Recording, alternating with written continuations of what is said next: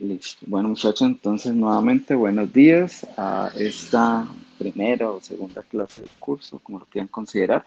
Vamos a hacer un repaso muy rápido sobre el único concepto del que hablé en la clase anterior. Te voy a intentar hacer algún par de aclaraciones que sé que inquietudes que quedaron un poco al final de la clase. Entonces, pues bueno, voy a empezar un poco de cero.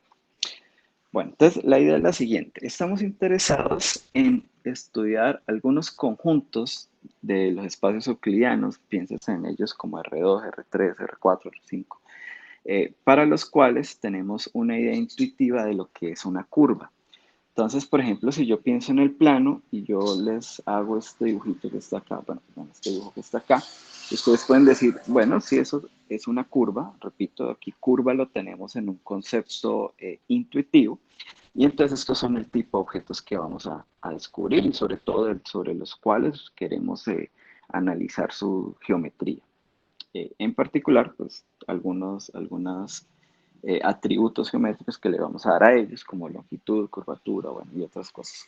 Entonces, la forma de escribir estos objetos, digamos como este que yo tengo acá, o si de pronto me da por pintar un círculo o un cuadrado, eh, va a ser la siguiente.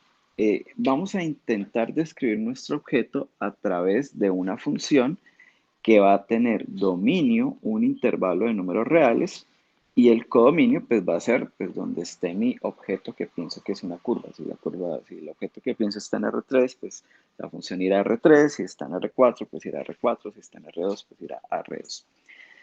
Y la idea es que a medida que el parámetro o digamos la variable aquí de este intervalo se va moviendo, ¿cierto? O sea, voy generando esa variación, pues los puntos que son determinados por esa función en este caso, en el plano o en el espacio euclídeo, pues van a ir dando una descripción del conjunto que yo tengo acá.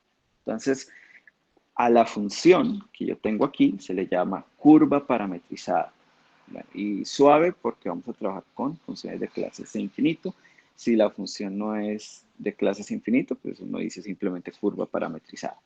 Pero entonces la idea es esa. ¿Qué es una curva parametrizada? Pues simplemente es una función definida sobre un intervalo de números reales en un espacio euclidiano y lo que vamos a llamar curva va a ser un poco más al conjunto imagen de esa función, o sea, al conjunto en este caso alfa i. Formalmente a esto se le llama traza de la curva o traza de la función, pero digamos que eso es lo que nosotros vamos a entender por curva, así un poco a secas. Luego vamos a definir algo que se llama curva regular. Entonces, estos objetos que yo tengo acá, pues para poderlos entender y analizar, voy a intentar describirlos a través de una función de estas, que a veces también las vamos a llamar parametrizaciones o curva parametrizada. Si yo les presento aquí, por ejemplo, un cuadrado relleno, ¿sí? O sea, digamos junto con su interior, pues si ustedes logran establecer una función alfa de un intervalo de números reales en R2, tal que esto sea alfa de i, pues será una curva parametrizada. Además, si esa función va a ser de clase C infinito, entonces el cuadrado relleno sería una curva parametrizada suave. Claro, lo que pasa es que ustedes más o menos también, esto es una idea intuitiva, estos son objetos unidimensionales, mientras que un cuadrado relleno, pues como que tiene dos dimensiones, es un objeto dos dimensional. Todo esto es intuitivo porque la dimensión de un objeto hay que analizarlo a través de algo que se llama la medida de Hautor y la dimensión de Hautor, pero bueno, para eso hay que estudiar bastante matemática. Por ahora quedémonos un poco con lo intuitivo. Entonces, lo que nosotros hacemos es, en vez de poner el conjunto a priori, pues pensamos directamente en una curva parametrizada y la curva será la traza de ese conjunto. Ahora, la traza es muy diferente a lo que uno aprende en los cursos de cálculo como la gráfica de una función. Cuando uno piensa en la gráfica de una función, la gráfica contiene toda la información de la función, mientras que aquí la traza no contiene toda la información de la función. Voy a ser un poquito más claro. Por ejemplo, supongamos que mi conjunto a priori es un círculo. Y es más, digamos que el círculo, vamos a ubicarlo en el plano. Está en el plano euclidiano. con centro en el origen. Ah, ya sí, aquí, perdón. Bueno, y eso, digamos que ahí se concentra en el origen y radio 1, digamos que esto tiene aquí radio 1, ¿listo? Entonces, si yo pienso en ese círculo, ustedes pueden decir, bueno, intuitivamente el círculo es una curva. Ahí estamos usando la palabra curva en un sentido intuitivo. Ahora, ¿qué es una curva parametrizada? Bueno, tendría que inventarme alguna función de algún intervalo aquí de números reales al plano, de manera de que el alfa de i pues sea el círculo, ¿sí? Unitario, centro en el origen.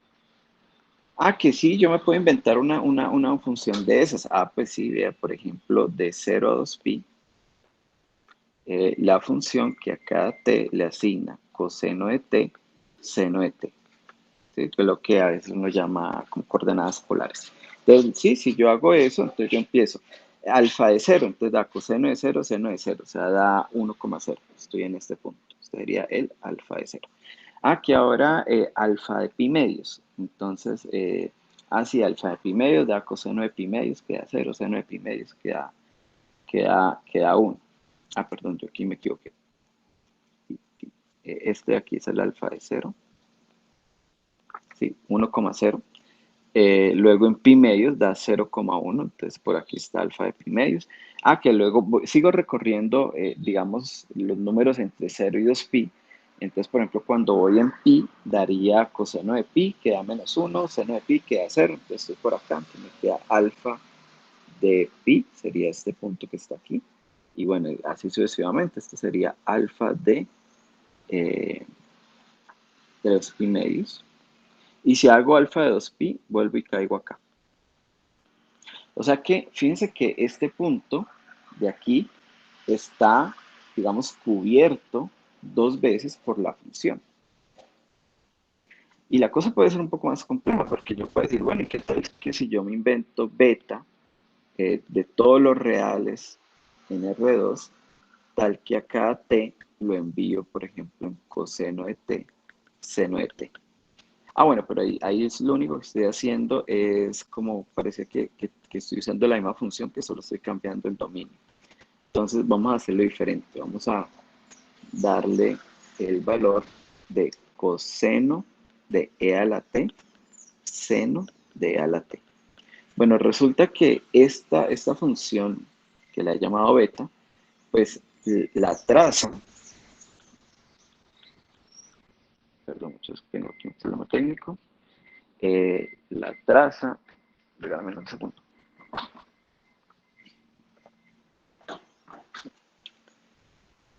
Listo, la traza aquí, beta de R, pues vuelve y da el círculo unitario, centro, en el origen. O sea, me da exactamente lo mismo.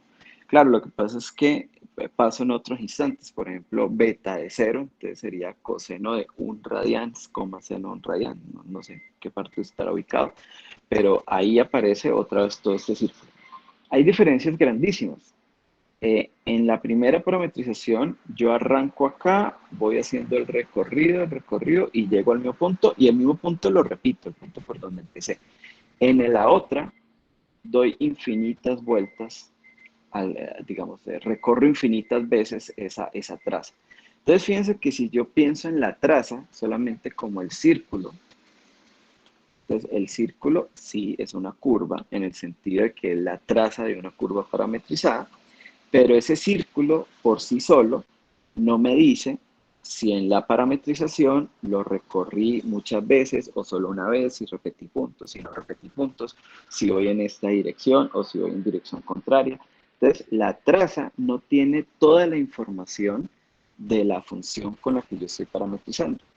Muy diferente si estuviéramos en un curso de cálculo 1 y yo les digo, muchachos, tengo una parábola, ¿cierto? Y la parábola pasa por el origen y pasa por aquí por 1,1 y pasa por acá por -1,1 y eso es una parábola, entonces hay una función de los reales en los reales, tal que la gráfica de f, perdón,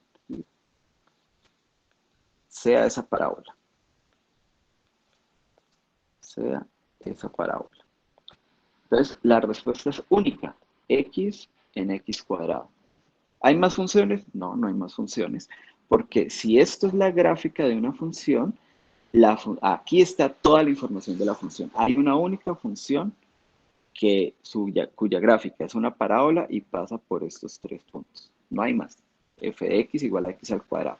Mientras que si yo pienso aquí en el círculo como curva, entonces digo, bueno, ¿y cuántas funciones de intervalos de números reales en R2 son tales que su traza de este círculo? Bueno, pues ahí ya, aquí encontré dos. Ustedes se darán cuenta que pueden haber infinitos. Entonces, hay una diferencia grande entre traza y gráfica. Por supuesto, ustedes están acostumbrados a trabajar con gráficas de funciones, porque es lo que uno hace en los cursos de cálculo 1, en los de cálculo 2.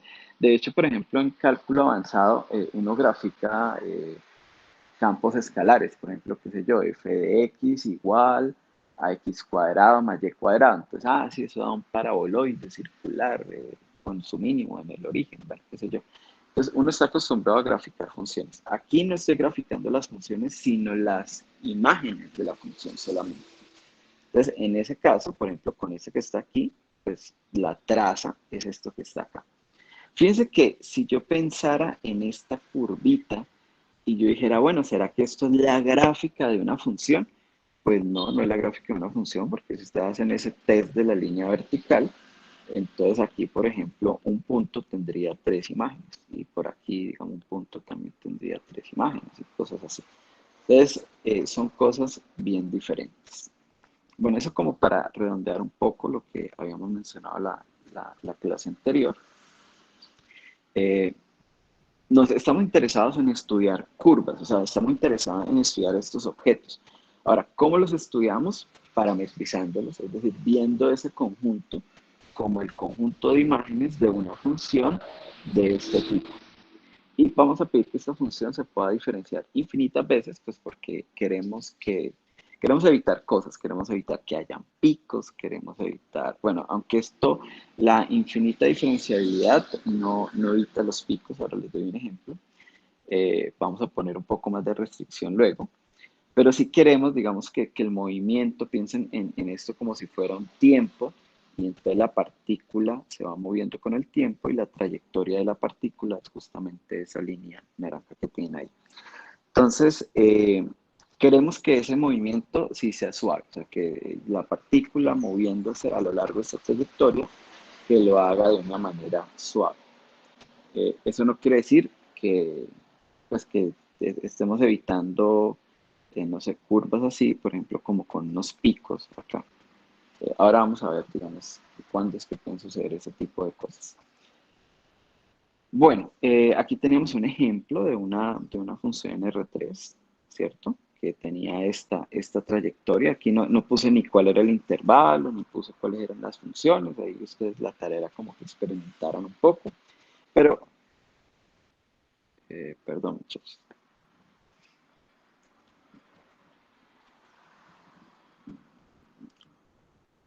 Ya. Pero lo que de pronto, cosas que uno puede interpretar, ustedes ya vieron el efecto, por ejemplo, de las funciones coseno de t, seno de t. Eso genera círculos y si el parámetro se mueve bastante, o sea, no solo de 0 a 2pi, sino en intervalos más grandes, el círculo se recorre infinitas veces. Entonces, fíjense que aquí esto hace un efecto similar, solo que, digamos, respecto a este eje, los puntos están cada vez más cerca. Entonces, y bueno, y se van separando del plano. Entonces, si a mí me dijeran, vea, consígase funciones para que la traza sea esto, obviamente empezaría yo como a experimentar. Yo empezaría a hacer alguna cosa como coseno de t, seno de t y t. Este t lo que va a hacer es que la curva se levante del plano a medida que va pasando el tiempo y entonces la función está, digamos, la curva está cada vez más alta, que es más o menos lo que he colocado ahí. Ahora, si ustedes grafican esto va a dar como una espiral, así. No se va a ir cerrando porque no se va a ir cerrando, pues porque esta parte de acá es un vector de norma 1 en R2, entonces la distancia al eje Z es siempre la misma.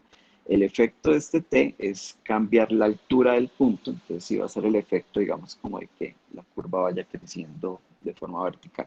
Pero ahora necesito modificar un poquito la forma en como, digamos, la norma de este vector, sobre todo la norma de estos dos primeros. Hay que irla haciendo cada vez más pequeña para que se vaya pegando cada vez más al eje Z. Formas de hacer eso. Pues puedo poner, por ejemplo, algo así como 1 menos t. eh,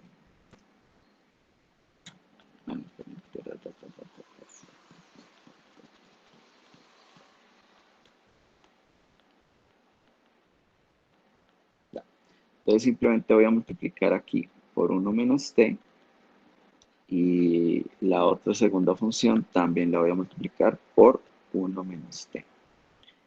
Profe, Claro, entonces voy a poner a variar, un momento, voy a poner a variar t de 0 a 1. Fíjense que cuando t vale 0, esto vale 1, y entonces estaría como en algo a distancia 1. A medida que el tiempo va avanzando, esto se va haciendo más pequeño, y en tiempo 1 estoy a distancia 0.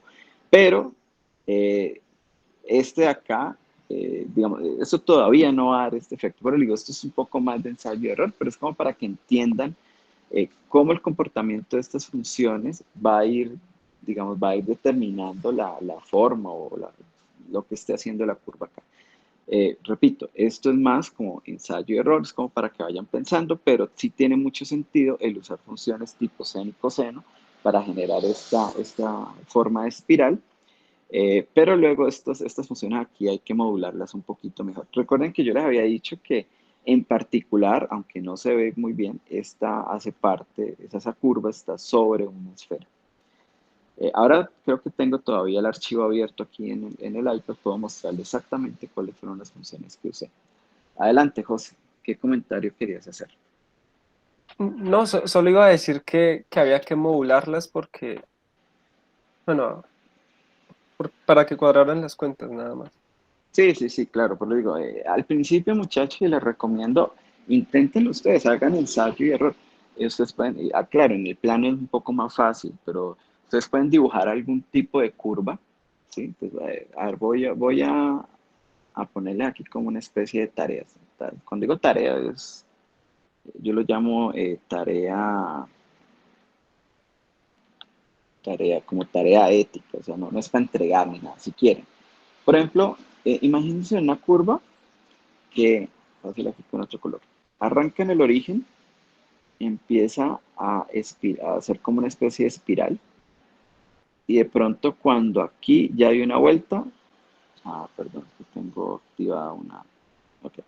Cuando ya se cansó aquí, cuando hizo una primera vuelta, se cansó de dar vueltas, y entonces lo que hizo fue pegarse aquí al eje X.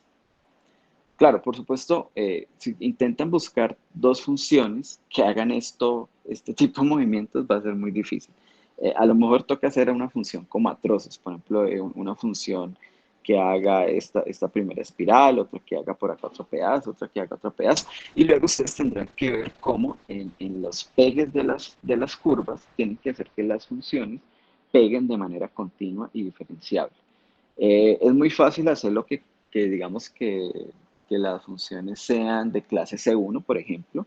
Para hacerlas de clases infinito, pues hay que usar otras técnicas como funciones, se llaman funciones test o bound function. Bueno, hay que hacer composiciones con cosas de esas, pero al menos tómense en el reto de definir una curva así un poquito a trozos, pero de manera que al unir las funciones o las trazas, pues que estos pegues sean al menos de clase C1, es decir, que la función sea continua, es decir, no tiene sentido que haga una función así que no pegue, que haga saltos, pues que sea continua, como la que está acá, y que la derivada también sea continua. Y a lo mejor ya la segunda derivada se les vuelve no continua en esos puntos ahí donde ustedes intentan pegar, pero tomen el reto, inténtenlo hacer. Pero esa es la forma en como uno dice, bueno, este objeto para mí, de forma intuitiva, es una curva.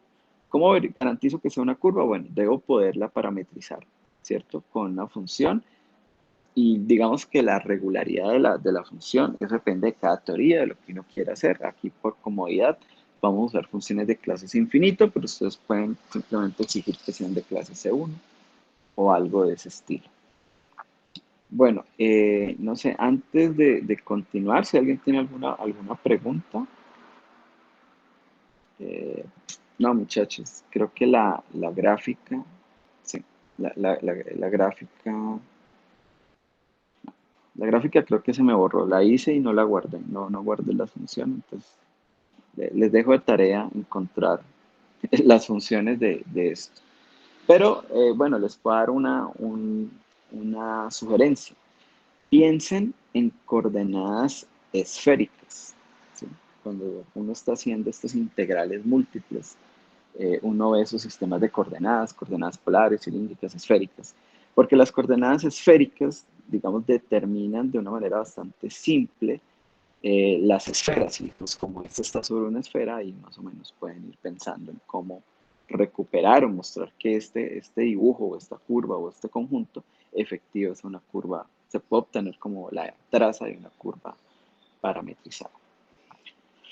Bueno, como las curvas que estamos considerando son de clases infinito, pues uno puede hacer primera derivada, segunda derivada, tercera derivada, y esas derivadas, pues por supuesto que tienen información sobre la curva.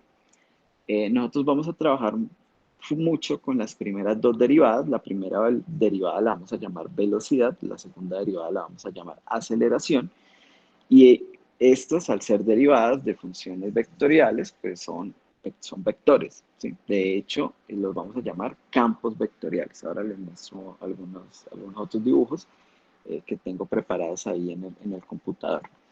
Ahora, ¿qué información geométrica tienen esas dos primeras derivadas? Bueno, como la derivada viene de un proceso de límite, eso lo aprenden en los cursos de cálculo, ustedes tendrían que hacer como alfa de t más alfa de t más h sobre h y luego el límite cuando h tiende a 0 y de ahí es que sale el alfa prima de t. Entonces, este proceso, que lo que hace es como tomar dos puntos y luego acercar un punto hacia el otro, pues lo que está haciendo es tomando como los vectores que los unen y viendo qué pasa en el límite. Entonces, al final lo que está haciendo es como tomando rectas secantes y en el límite obteniendo una recta tangente. Entonces, ¿cuál es la información de la primera derivada? Es el vector director de la recta tangente a la curva en ese punto, pues en el punto donde estoy intentando calcular la derivada. Claro, si yo quiero parametrizar esta recta tangente, pues sería P, que sería el punto por donde estoy analizando, el punto de la curva, donde estoy analizando la derivada, más lambda a veces, este es el parámetro de la recta, no el parámetro de la curva, el parámetro de la curva se llama T, por el vector director, que en este caso pues es la derivada, ¿sí? En ese instante aquí pues estoy suponiendo que P es alfa de T.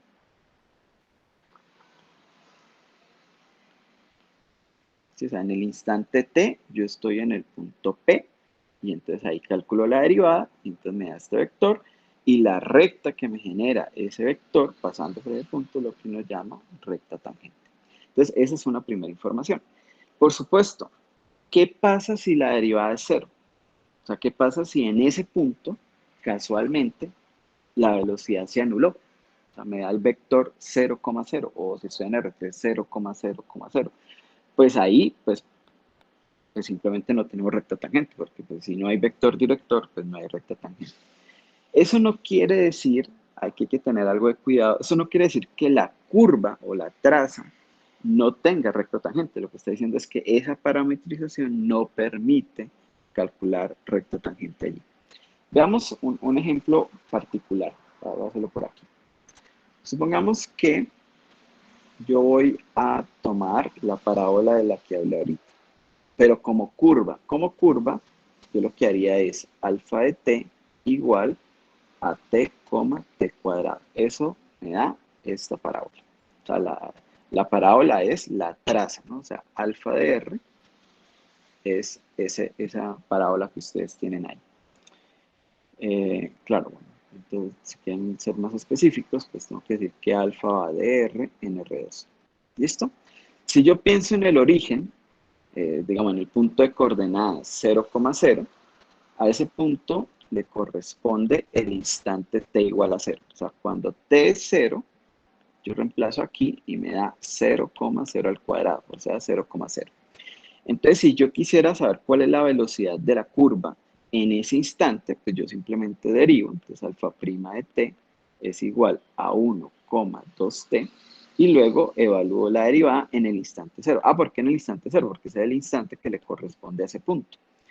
Y me da el vector 1,0. Es decir, este de acá, este vector que yo tengo acá, es la velocidad de la curva en ese instante. O sea, este es alfa prima de 0. Y si quiero pensar en la recta tangente, pues será esta recta. Entonces, hasta ahí todo bien. Pero el problema es que como hay muchas formas de parametrizar, vamos a parametrizar usando otra. Entonces voy a poner aquí otro color. Vamos a hacer una parametrización de R en R2, tal que a cada t lo mando en t cuadrado t a la 4. Entonces, esta parametrización me da exactamente la misma traza, da la misma parábola.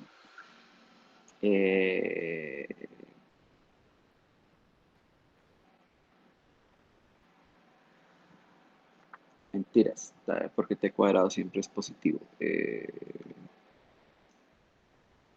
Voy a poner t cubo t a la 6. Mejor. Listo, ahora sí. Esa sí da la misma traza.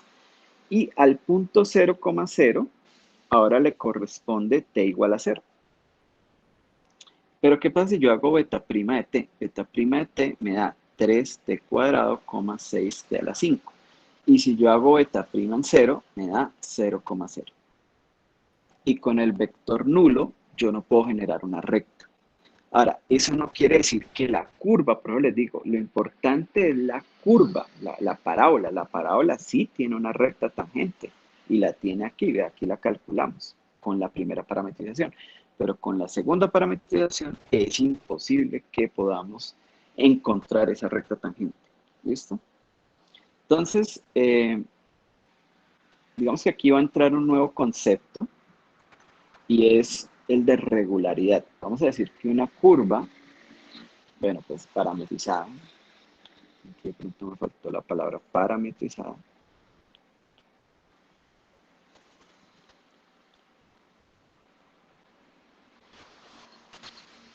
Vamos a decir que esa curva parametrizada suave, porque pues ya estamos trabajando con funciones infinito, es regular si la derivada nunca se anula. O sea, nunca es el vector nulo.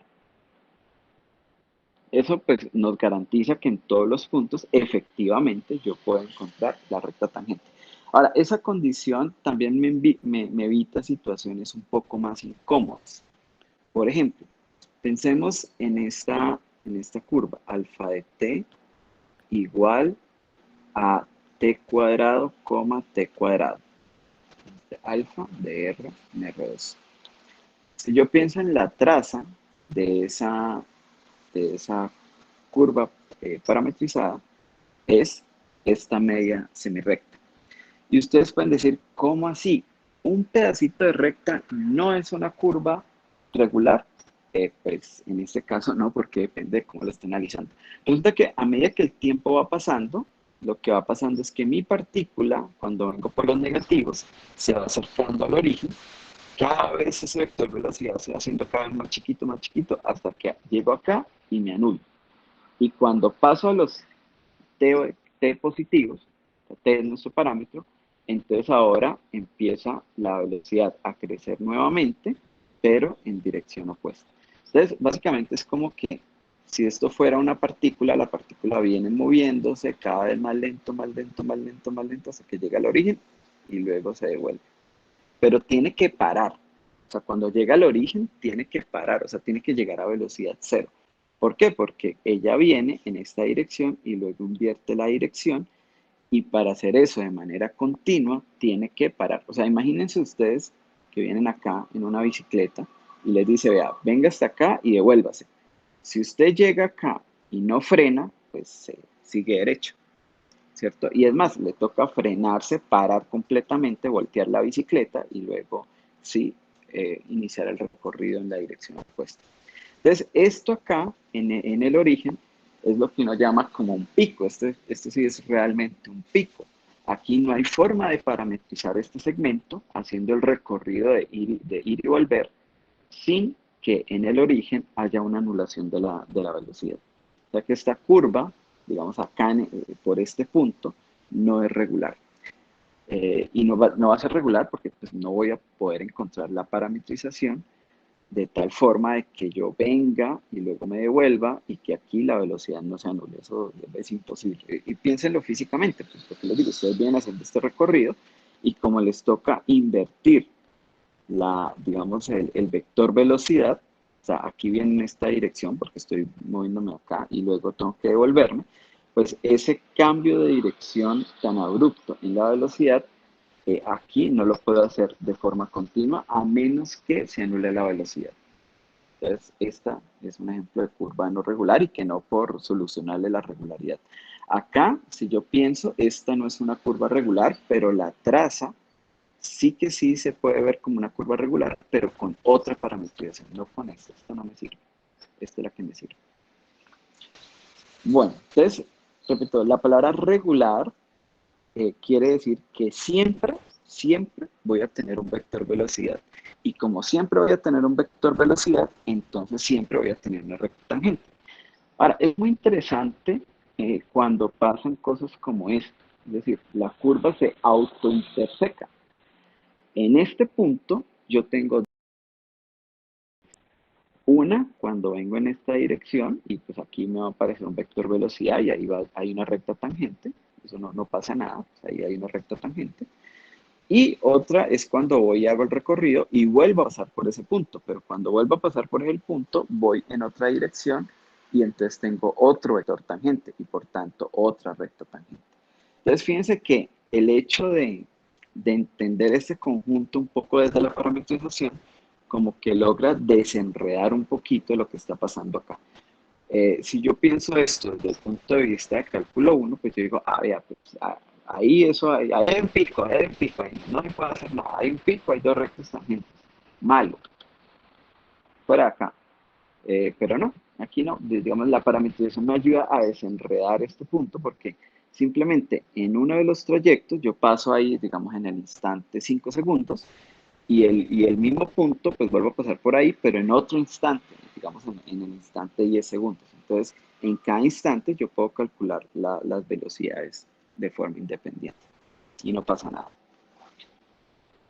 Bueno, entonces, eso respecto a la velocidad. ¿Qué información geométrica tiene la aceleración? Bueno, la aceleración siempre, siempre apunta hacia la parte cóncava de la curva. Es decir, aquí no hay forma de hacer el recorrido y que la aceleración quede apuntando hacia acá. Eso no puede pasar, porque es información geométrica que trae el recorrido. Simplemente es porque la aceleración es la derivada de la velocidad y aquí, digamos, cuando yo empiezo a tomar estos puntos por acá, ¿sí? Digamos que yo voy a calcular la velocidad, entonces la velocidad es un proceso de límite. Entonces yo me paro acá, trazo la secante y luego hago el límite cuando este punto se acerca acá. Entonces estas secantes van marcando la parte cóncava de la curva y como luego yo lo hago es la derivada de la derivada, pues la segunda derivada queda apuntándose a la parte cóncava. Puede que este vector se anule, eso sí puede pasar y ahí pues tendremos otro tipo de problemas que luego lo vamos a analizar. Eh, Todavía no, pero pues cuando este vector no se anula, apunta hacia la parte cóncava. Entonces fíjense que ya las derivadas nos empiezan a dar información geométrica sobre la traza de la curva. Bueno, más o menos ahí habíamos quedado la clase pasada. No sé si hay alguna inquietud o pregunta o comentario antes de continuar.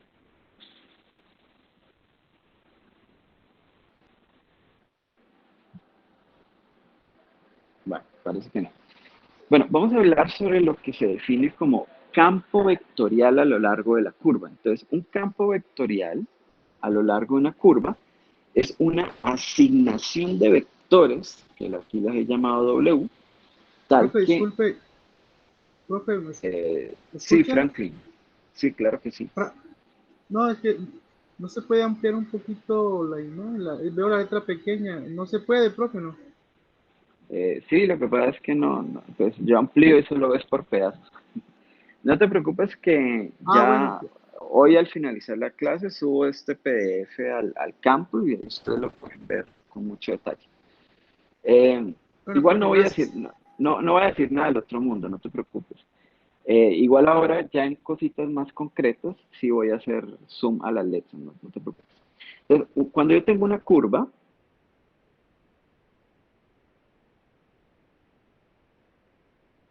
Entonces, un campo vectorial a lo largo de la curva, y eso, ese nombre es así de largo, entonces como, no hay que usarlo justamente así. Entonces, un campo vectorial a lo largo de la curva es simplemente una asignación de vectores a lo largo, como dice su nombre, de puntos de la curva. Es decir, en cada punto de la curva yo le asigno un vector. Ah, que cómo le asigno al vector, bueno, pues no sé, hay muchas formas de asignar vectores. Ahora, al final, o sea, de fondo, el W es otra función igualita, es una función definida de I y va al mismo Rn. Pero entonces puedes decir, ah, profe, pero entonces es una curva parametrizada. Bueno, sí. Lo que pasa es que, si ustedes recuerdan su curso de álgebra lineal, cuando yo pienso en algo con coordenadas, por ejemplo, 1,1,1, ese 1,1,1 tiene muchas interpretaciones geométricas. Es un punto en R3, sí, es un punto, el punto de coordenadas 1,1,1. Es un vector, también es un vector, el vector lo pinto desde el origen hasta el punto de coordenadas 1,1,1. Y también, si cojo ese vector y lo muevo en el espacio paralelamente, que es el concepto de vector libre, pues es el mismo vector. Entonces, si yo pienso en 1,1,1, tiene tres interpretaciones, como punto, como vector y como vector libre. Los físicos son un poco más hábiles manejando esto porque ellos trabajan muchísimo con vectores. Uno como matemático a veces uno solo piensa en el punto. Entonces, cuando yo pienso en una curva parametrizada, estoy usando esa idea de punto. Es decir, a cada t yo le asigno una n upla y ese es un punto. Ahí es cuando yo voy graficando la traza. Pero también pueden ser vectores. Entonces, si son vectores, pues los vectores siempre los pinto desde el origen, y pues ahí tendría un montón de vectores pintados desde el origen, pero también los puedo entender como vectores libres. Y esta es la concepción geométrica que le damos a los campos vectoriales a lo largo de curvas.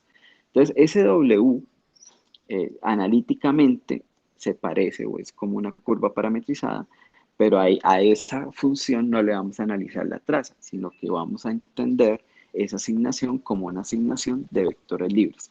Por eso es que dice asociados a cada punto de la curva alfa de t, o de la curva alfa más bien. Es una más bonita la curva alfa. Entonces, ahora les muestro con el GeoGebra más o menos lo que quiero decir. Por ahora vamos a ver algunos ejemplos de campos vectoriales. Entonces, un ejemplo de campo vectorial es la velocidad. Que fíjense que yo tengo la curva y en cada punto yo le pinto la velocidad.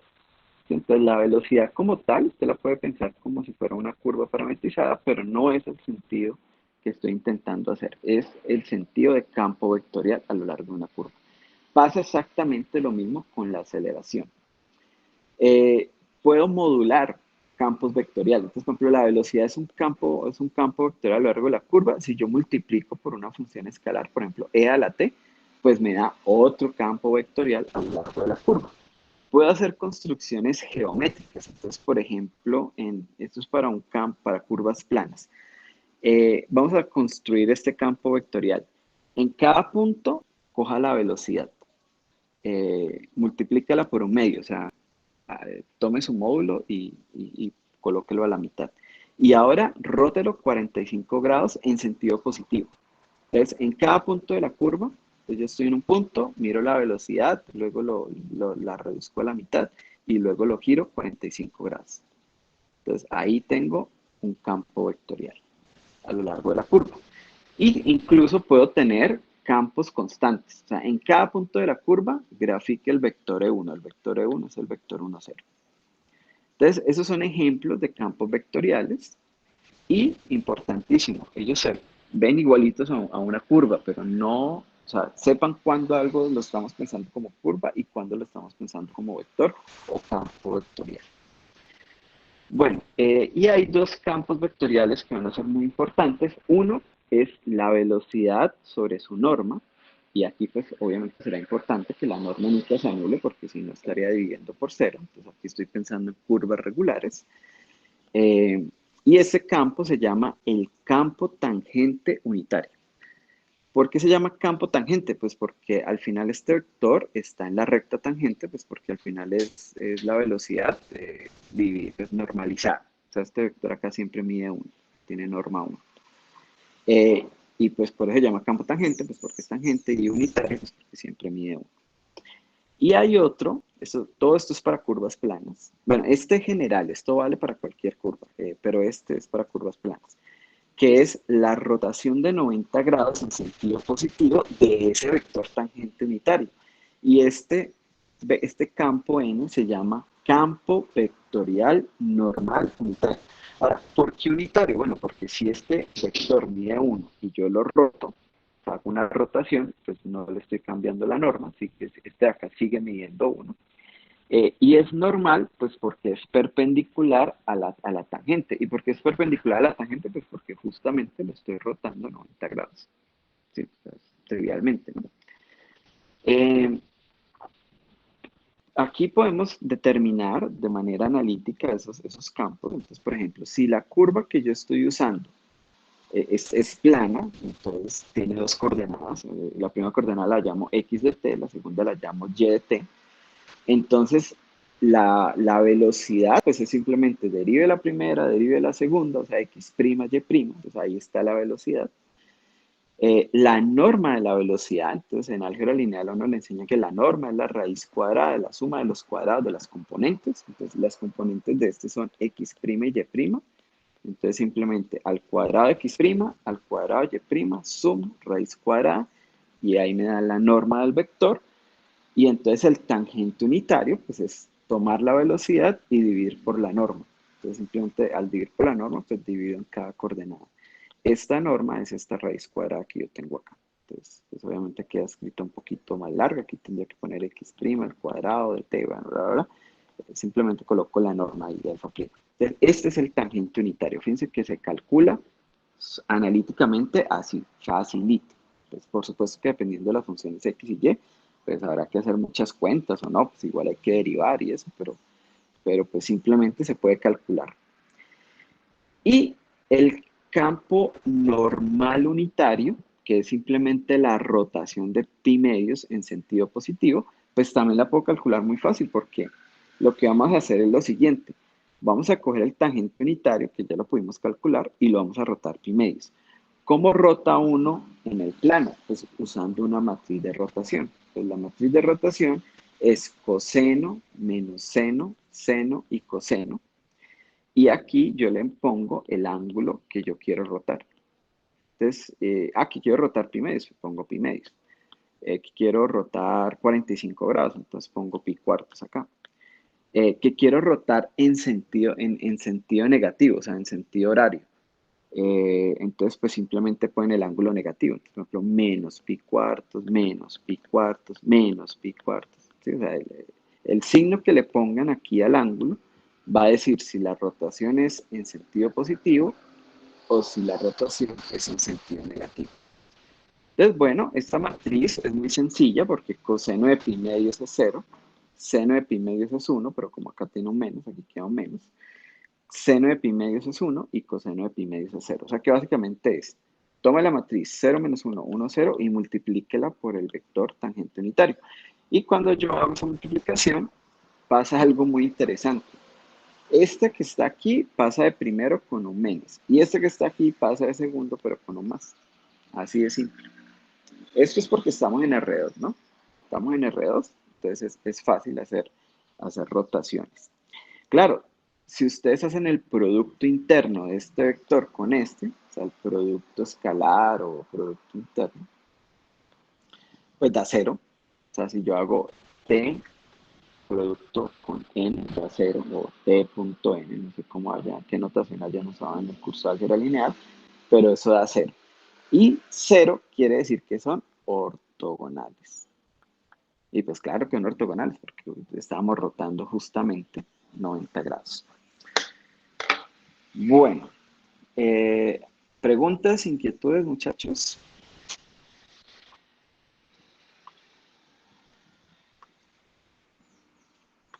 Nada, profe, nada, todo bien. Listo. Bueno, entonces voy a mostrarles, eh, voy a compartir ahora aquí, pero desde el computador que funciona un poco mejor. Si siguen viendo mi otra pantalla o aparece el logo Univalle es porque tienen fijada esa pantalla. Entonces, tienen que estar pendientes porque aquí estoy compartiendo, pero desde otro equipo. Entonces, recuerden que aparece un chinche, entonces el chinche lo ponen y lo quitan. Bueno, entonces, aquí ya estoy compartiendo desde el computador. Entonces, acá, vamos a abrir esta construcción.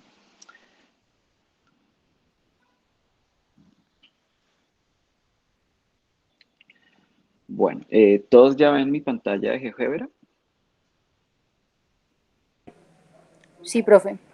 Listo. Sí. Bueno, en este momento yo no tengo acceso al chat. Gracias. En este momento no tengo acceso al chat, o sea que cualquier pregunta tienen que activar su micrófono o si yo pregunto algo necesito que me contesten por el micrófono porque no tengo cómo ver el chat. Bueno, entonces vean, yo tengo esta curva. Si les preocupa las ecuaciones de la curva, pues están acá. Es un medio de t al cubo menos coseno de 3t y la otra es 2 seno de 2t menos t y el t lo estoy variando entre menos 2 y 2, o sea, este es el intervalo. Pero bueno, espero que no se preocupen por eso, porque en realidad no es lo importante. Entonces, vamos a ver la velocidad de la curva. Entonces, vean, la velocidad de la curva en este punto, pues es este vector azul. Si ustedes se dan cuenta, es un vector grande y eso se da pues por este t cubo. Cuando yo derivo, aquí me aparece un t cuadrado y como evalúo en menos 2, entonces eso da un 4 y bueno, y ahí por eso es grande, digamos, ese vector que está ahí. Esa es la velocidad. Es decir, si yo pienso en una partícula que se está moviendo a lo largo de la trayectoria naranja, pues ella arranca aquí muy rápido. O sea, la norma de este vector es grande, o sea que arranca con gran rapidez. Bueno, a medida que el tiempo va pasando, pues ese vector va cambiando de dirección, por supuesto, porque siempre es tangente, y también va cambiando de norma. Fíjense que aquí ya no es tan largo el vector, entonces por eso quiere decir que aquí la rapidez, que es la norma del vector, pues es un poco más pequeña, o sea que ya la partícula va por aquí, va muy rápido, pues por aquí va un poco más despacio, y bueno, y así simplemente a lo largo de toda la curva. Ahora, si eso es un campo vectorial a lo largo de toda la curva, a lo largo de la curva, perdón. Si yo quisiera como visualizar el campo, yo debería como pintar en cada punto esas velocidades. Entonces, lo que yo debería ver es esto. Eso es lo que es un campo vectorial a lo largo de una curva. No piensen en graficar la traza de la velocidad, porque va a dar otra cosa. De hecho, ahora lo voy a hacer para que ustedes vean lo estruendoso que se vuelve esto. Es este. Esa cosa negra que ustedes ven ahí, en la traza, bueno, aquí no está restringida de menos 2 a 2, entonces por eso se ve más grande, pero más o menos es esto. Que corresponde a coger estos vectores yo los pinto desde el punto donde estoy calculando la derivada. ¿Sí? Pero en realidad, si yo quiero pintar la traza, lo que hago es mover este vector libre, lo muevo aquí al origen y le marco el punto final. Y marcando todos los puntos, pues me aparece lo negro. Pero esta curva negra no me dice nada, eso no sirve para nada. Lo que me sirve es entender y analizar ese vector moviéndose a lo largo de la curva. O sea, repito, no vayan a confundir un campo vectorial a lo largo de una curva con una curva parametrizada. Analíticamente se ven igualitos, pero digamos, la interpretación geométrica que le estoy dando es bien diferente. Bueno, esa es la velocidad. Ahora vamos a ver la aceleración. Entonces, la aceleración es este vector rojito que he marcado acá. Fíjense que, otra vez, él siempre apunta hacia la parte cóncava de la curva, ¿ven? ¿Sí es? Hacia donde, pues, a donde está cóncavo, hacia ahí apunta. Fíjense, por acá pasa algo interesante. Aquí está apuntando hacia esta parte del plano y fíjense que de un momento a otro él empieza a apuntar como en dirección opuesta. Eso quiere decir que por aquí en alguna parte, porque la función es, la parametrización es infinito, por aquí en un punto de estos, la aceleración es cero, es el vector nulo. Entonces ahí uno empieza a tener algunas dificultades, pero pues todavía no vamos a hablar de ellas. Entonces, lo mismo, si yo quisiera como visualizar ese campo vectorial, pues lo que hago es graficar pues en cada punto el vector. O sea, fíjense que aquí la aceleración yo lo estoy pensando como un vector libre. Digamos, los vectores arrancan en el punto de la curva donde yo estoy. Por supuesto que ahí ya este es un poquito más incómodo de ver, muy difícil, entonces voy a borrarlo. Y no piensen en pintar la curva. No, esta es la velocidad, esta es la aceleración, ¿ves? Son como parecidas. De hecho, me las está marcando iguales. Algo pasa. Bueno, luego reviso si están mal hechas las cuentas. Pero bueno, repito, lo que me importa es los vectores, ¿sí? Voy a graficar los dos porque quiero mostrar, perdón, quiero mostrar algo.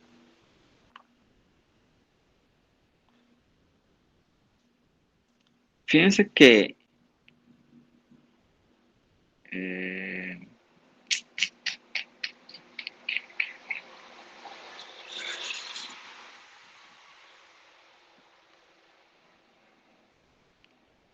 esperen, yo reviso. Sí, está bien, ok, listo. Bueno, estos dos,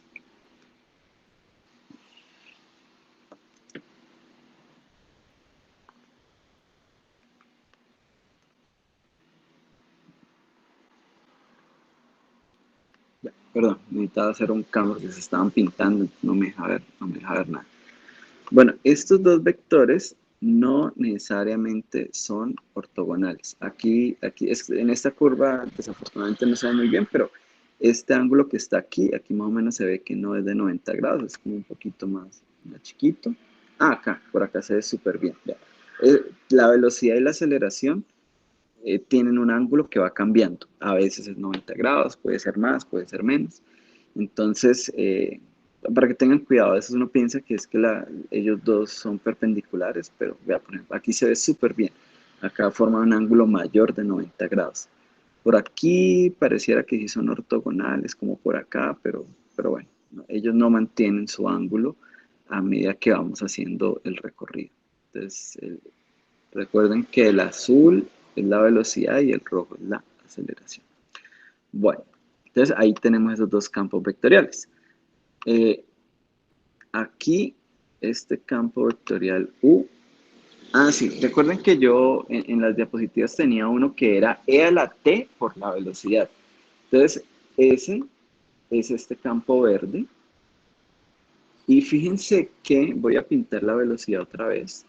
Aquí la velocidad tiene una norma grandísima, pero como yo multiplico por e a la t y t empieza en -2, entonces eso se modula por e a la -2. E a la -2 es un número más pequeño que 1, entonces hace que esa norma se haga pequeña. A medida que yo voy cambiando el parámetro, regálenme, yo voy a hacer un pequeño cambio aquí para poder manipular mejor con el teclado. Listo. A medida que yo voy cambiando de punto, entonces e a la t va creciendo, porque e a la t es una función creciente, ella se va a mover entre -2 y 2.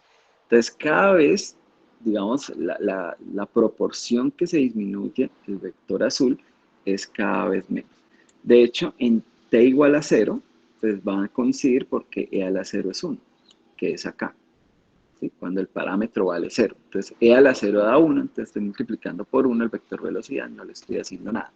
Y a partir de aquí, se empieza a ser más grande el vector verde, el e a la t por la velocidad, porque ahí e a la t es más grande que 1. Entonces, estoy ampliando el vector velocidad. Entonces, fíjense que es muy parecido al vector velocidad en el sentido de que son paralelos, pero la magnitud la he manipulado con la función escalar e a la t. Bueno, ahí tenemos el campo vectorial e a la t por la velocidad. Bueno, por acá tengo otro campo. Recuerden que el otro campo era, tome la velocidad, multiplique por 1/2 y rote 45 grados. Bueno, ese es este vector que está acá, que ustedes pueden decir, no, profesor, pero se ve tangente. De hecho, vamos a graficar aquí la velocidad. Vea la velocidad y el otro es justo la mitad. Pero ahora voy a rotarlo. Entonces vamos a rotarlo aquí.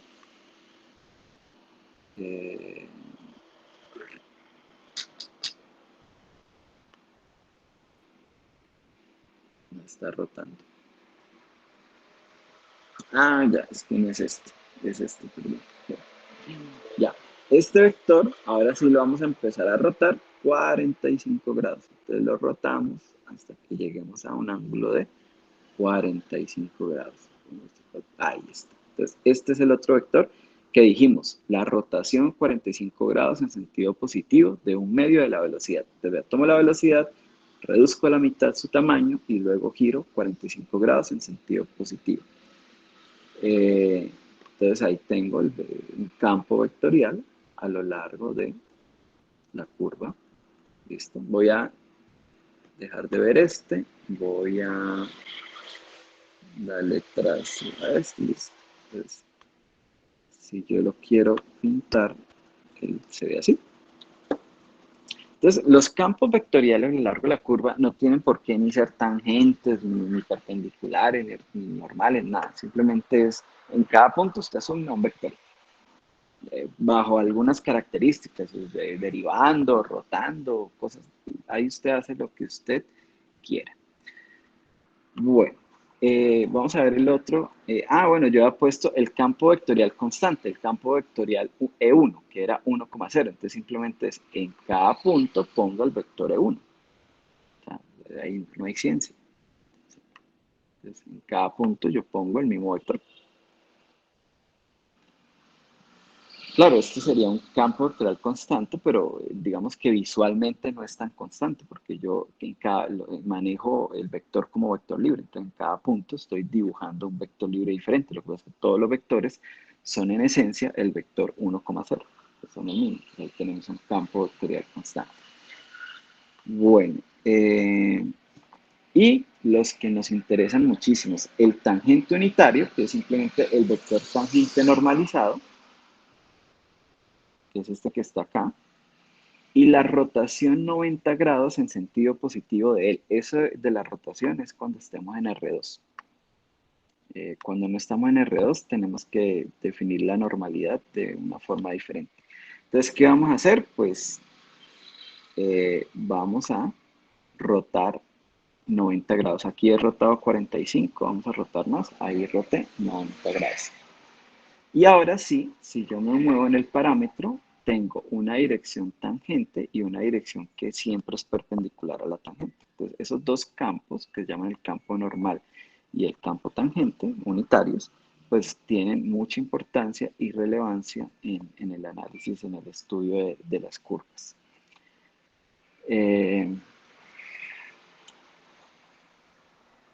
No sé qué hice, Dios mío.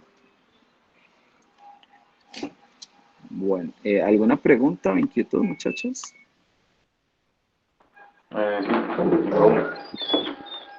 Te escucho. Entonces, si yo hablo de campos vectoriales, te estoy diciendo que el dominio es la traza, ¿cierto? No, el dominio es el intervalo. El dominio es el intervalo, claro. O sea, Pero, en cada tiempo, o sea, tú puedes analizarlo así, como que en cada punto de la curva yo estoy asignando un vector. Pero el problema es que, por ejemplo, aquí, si yo me paro en este punto donde se intersecan las curvas, tú le estarías asignando al mismo punto dos vectores. Mientras que si lo haces con el parámetro no hay problema, porque cuando yo estoy acá, o sea, cuando yo estoy asignando, espera lo hago.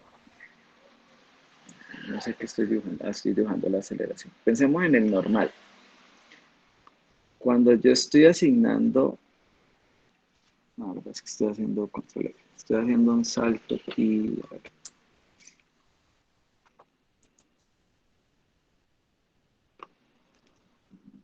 Ponerle acá 0, 0.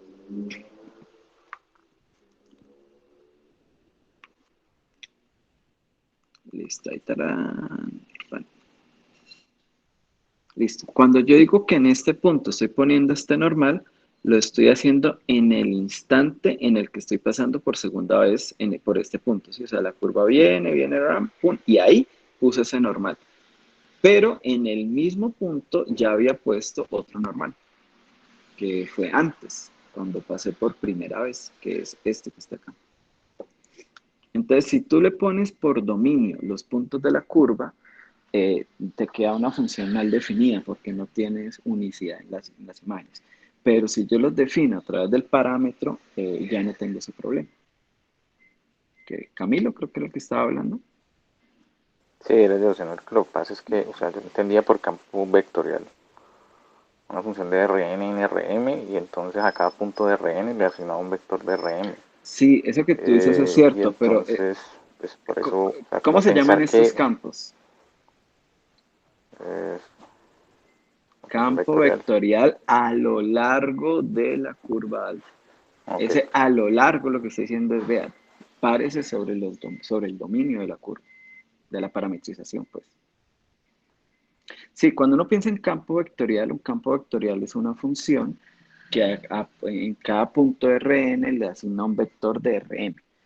Aquí podría ser de R2 en R2. En cada punto de ahí yo le asigno un vector de R2. Pero justamente este es un concepto un poquito más libre, digámoslo así, porque lo hago solo a través de la curva y entonces eso me permite en este punto, pues ahí, en ese punto es como si tuviera dos normales, pero pues que la curva pasa por ahí dos veces. Sí, un poquito más claro, Camilo. sí, está más claro. Listo. Y además es fundamental, muchachos, que ustedes entiendan que el dominio del campo es el T, porque eso quiere decir que yo puedo derivar.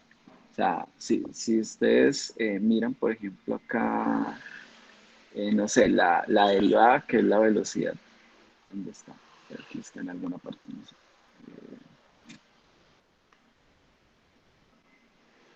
Mm, Voy a poner aquí A', a ver qué me sale. Listo. Pero no me muestran las ecuaciones. Eh, bueno, básicamente, si ustedes calculan, hacen aquí las derivadas de estas funciones, pues tienen una representación analítica de ese campo vectorial y lo pueden volver a derivar, ¿sabes? Eso es importantísimo. Mientras que si ustedes asignan el dominio en estos puntos, pues sí pueden derivar, pero les toca hacer es como derivadas parciales y ese tipo de cosas, porque el dominio estaría como dependiendo de varias variables. Aquí todo va a depender de una sola variable. La curva depende de una sola variable, por eso yo derivo como en cálculo 1. Y los campos vectoriales a lo largo de la curva también van a depender de ese parámetro y también los puedo derivar como yo derivo en cálculo 1. Entonces, esa es como la buena noticia cuando estamos trabajando a lo largo de curvas. Bueno, entonces regálame un segundo, yo voy a volver a la presentación para continuar como con la clase. Compartir pantalla, comenzar, perdón. Listo. Bueno, fíjense que uno empieza a mezclar muchos elementos. O sea, aquí necesitamos saber algo de álgebra lineal para poder hacer geometría, poder hacer rotación, hacer cosas interesantes. Entonces, creo que se los dije en la clase pasada, esa puede ser una de las dificultades del curso, porque aquí empezamos a mezclar el álgebra lineal y el cálculo o el análisis para generar una teoría un poquito más rica y más completa y más general. Bueno, eh, dada una curva, ¿cierto? Dada una curva parametrizada alfa, vamos a decir que beta es una reparametrización de alfa si existe una función S del intervalo I en el intervalo J, I es el intervalo de dominio de alfa y J es el intervalo de dominio de beta. Entonces, si yo puedo encontrar una función que la voy a llamar S de I en J, que sea suave, por supuesto, y con derivada no nula en todos sus puntos, de tal manera de que alfa yo lo puedo ver como beta compuesto S. Entonces, cuando tengo esas condiciones, esas características, entonces B se llama una reparametrización de alfa. Ahora, ¿por qué hacemos este juego de la reparametrización? Bueno, lo que pasa es que en el ejemplo que yo les hice aquí hace un rato, estas dos parametrizaciones son parametrizaciones de la misma curva, pero en este caso beta no es una reparametrización de alfa. ¿Por qué? Porque yo puedo llevar R en R a través de T al cubo, de hecho eso es lo que ustedes pueden ver, yo puedo cambio T por T cubo, Pero resulta que esta función, aunque es monótona, la derivada en cero se anula. Entonces ahí hay un lío y ese lío es justamente el que hace que esta derivada se me anule y entonces la curva desde este punto de vista no es regular. Entonces para evitar ese tipo de cosas, eh, yo voy a reparametrizar. Reparametrizar es simplemente cambiar su parámetro por otro, de ahí su nombre, ¿no? Entonces yo estoy moviendo el parámetro en el intervalo i, ahora quiero cambiarlo al intervalo j. Entonces ese cambio de variables, básicamente un cambio de variable, es lo que uno llama reparametrización. Pero esta función vamos a exigir que sea suave, pues para que la composición vuelva y quede de clases infinito. Y importantísimo, derivada no nula en todos sus puntos. O sea, yo no puedo hacer que esta función aquí tenga derivada nula. Básicamente lo que está pasando es lo siguiente. Yo tengo una curva parametrizada alfa y yo tengo una traza. Entonces ahora voy a cambiar mi intervalo i por un intervalo j. Y ahora desde j yo puedo ir hasta el mismo conjunto, pero a través de una función beta que hace que este diagrama sea conmutativo. Claro, entonces voy a ir exactamente a los mismos puntos, o sea, en particular tienen la misma traza, y si alfa es regular, beta también es regular, porque esta función de acá no tiene derivada nula en ninguna parte. Entonces yo puedo seguir garantizando las rectas tangentes y bueno, todo ese tipo de cosas. Ahora hago una pregunta. Yo tengo un intervalo i y lo voy a convertir en un intervalo j a través de una función s que tiene derivada no nula. ¿Qué tipo de características debería tener esa función? A ver, los chicos que estudian conmigo en análisis 1. Una función de un intervalo en otro diferenciable con derivada no nula, ¿qué implicaciones tiene? Como es derivada nula, no nula, perdón, Ajá, y sí. suave, debería ser inyectiva, ¿no? Y siempre creciente o decreciente. En ese caso sería Exacto. monótona. Exacto. Tiene que ser monótona e inyectiva. Y como consecuencia va a ser de hecho biyectiva. Porque si tú tienes una función inyectiva de un intervalo en otro monótona, tiene que ser sobreyectiva. Entonces, los resultados los analizamos con bastante detalle en el curso de análisis. Entonces, claro, la función, digamos, tiene que arrancar en uno de los extremos y llegar al otro extremo y tiene que hacer algo como esto simplemente. O sea, siempre creciendo o siempre decreciendo. Pero entonces ahí en la definición colocamos que coinciden en los extremos. O sea, que va de extremos a extremos. En la No, definición, quiero decir. eso es una consecuencia, Ya.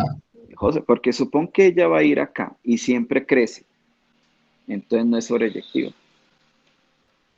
Perdón, sí, no es sobreyectivo.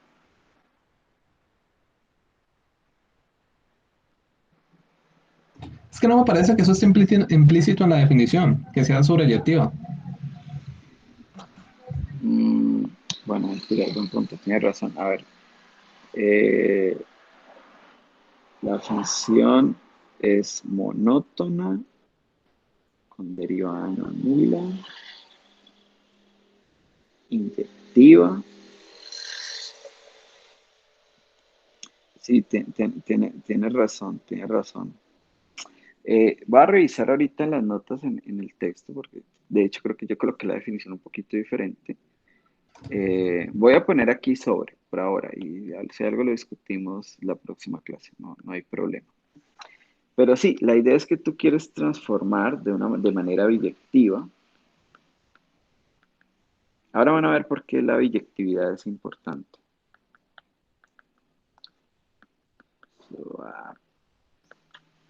Sobre. Bueno. Y entonces voy a modular aquí mi dibujito. Bueno, de todas maneras, quedémonos un poquito con la idea geométrica de lo que queremos. Y básicamente lo que yo quiero es convertir mi intervalo i, transformarlo en un intervalo j. Es una función tipo de este estilo. Puede ser creciente como puede ser decreciente, algo como esto. ¿Qué tipo de cosas quiero evitar? Pues quiero evitar puntos de cambio de concavidad, por ejemplo, cosas de ese estilo, donde la derivada sea cero, porque ahí voy a tener problemas. Bueno, y sí es importante tener una función inversa para que nuestro diagrama conmute en cualquier dirección. Es decir, yo puedo encontrar alfa haciendo este camino o puedo encontrar beta haciendo este otro camino. Entonces ahí necesito esta doble vía en este cambio.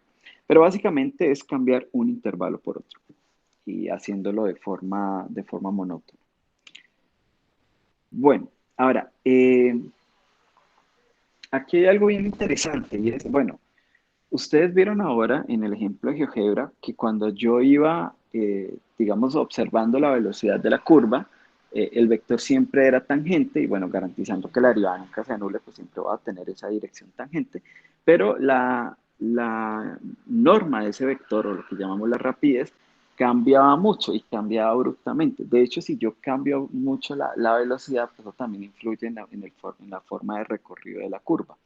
Porque yo puedo estar haciendo un recorrido y empezar muy despacio, luego más rápido, luego más despacio, luego más rápido, empezar a hacer un montón de oscilaciones en la rapidez, ¿sí?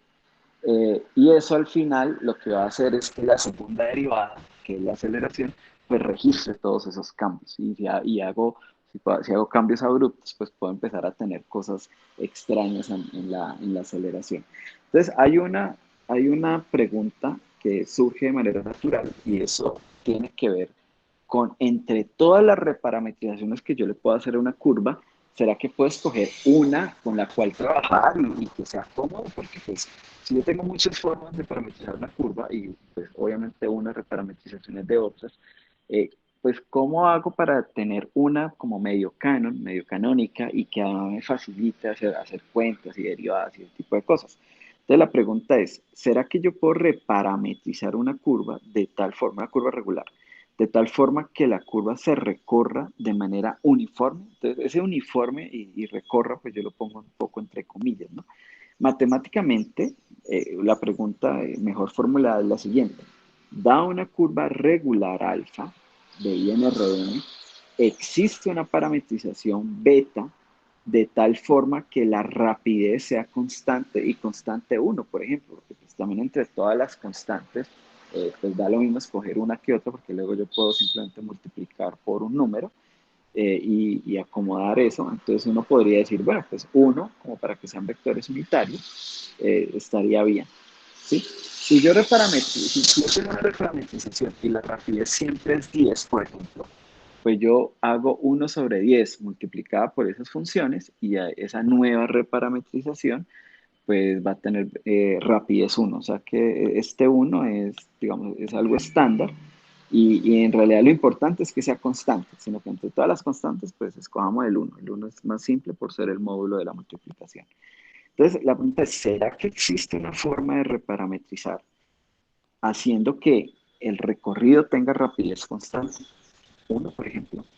Entonces, vamos a intentar resolver esa pregunta de una forma heurística. No puede decir, bueno, pues supongamos que sí, supongamos que yo ya me encontré una parametrización, voy caminando aquí y aquí a la vuelta de la esquina, me encontré una reparametrización que básicamente es esta la función S, de tal manera de que, bueno, yo compongo alfa de beta de S, perdón, alfa es igual a beta compuesto de S, y esta beta tiene esa propiedad que la norma de la velocidad es 1, ¿sí? Entonces, ¿qué pasaría en ese caso? Si yo calculo la derivada de alfa, como alfa es beta compuesto S, pues yo derivo y simplemente utilizo la regla de la cadena, derivada de la función externa, evaluada en la función interna, multiplicado por la derivada de la función interna. Claro, si yo me vuelvo un poco rígido a la forma en como uno escribe en álgebra lineal, esto de aquí es un vector y esto de aquí es un escalar, entonces este fulanito debería estar aquí al inicio. O sea, de hecho, yo debería haber escrito algo así como S' de t multiplicado por el vector beta' de s de t. Bueno, da lo mismo, en últimas es la regla de la cadena. Derivada de la función externa, que es beta, evaluada en la función interna, multiplicado por la derivada de la función interna, ¿sí? O sería algo así como d beta de s por ds de t, ¿no? Regla de la cadena, simple y llanamente. Bueno, entonces si yo entonces ahora tomo la norma en ambos lados de la igualdad, pues lo que me va a quedar es que la norma de la derivada con alfa va a ser la norma de la derivada con beta por la derivada de esta función s, que es la que me transforma los intervalos. Pero estoy suponiendo que esto mide 1. O sea que esto básicamente es 1 por S', entonces me da S'.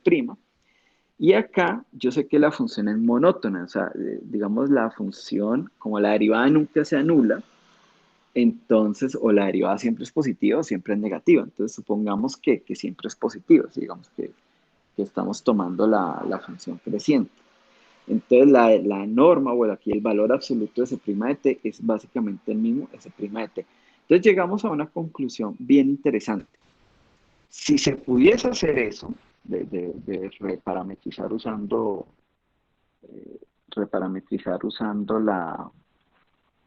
que la rapidez sea constante 1, pues la norma de la velocidad original, la norma de la velocidad de la parametrización original tiene que ser la derivada de esa función que me cambia los intervalos.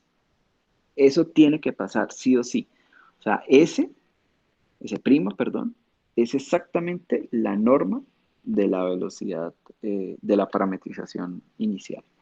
Claro, como lo que yo quiero es saber es cuál es esta función, la que me transforma los intervalos, pues simplemente por el teorema fundamental del cálculo, que simplemente usamos cálculo, S de t pues será la integral de la norma de la velocidad entre, bueno, digamos, entre el tiempo t0 y el tiempo t, dependiendo desde dónde quiera usted empezar a reparametrizar.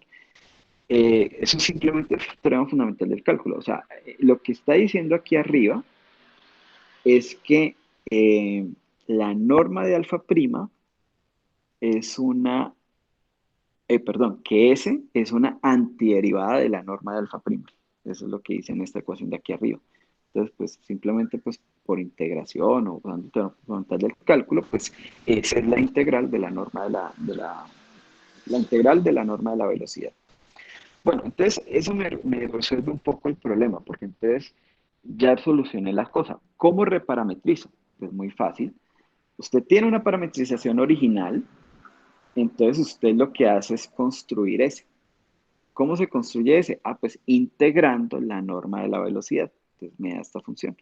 Ahora usted, como esta función es creciente, esto sí viene el teorema fundamental del cálculo porque estamos integrando una función positiva, que es la norma de una velocidad. Entonces, como la función es creciente, tiene inversa. Bueno, y además con derivada nunca cero, ¿no? Porque la derivada es justamente la norma de la velocidad que nunca se anula porque es regular. Entonces, esa función tiene inversa.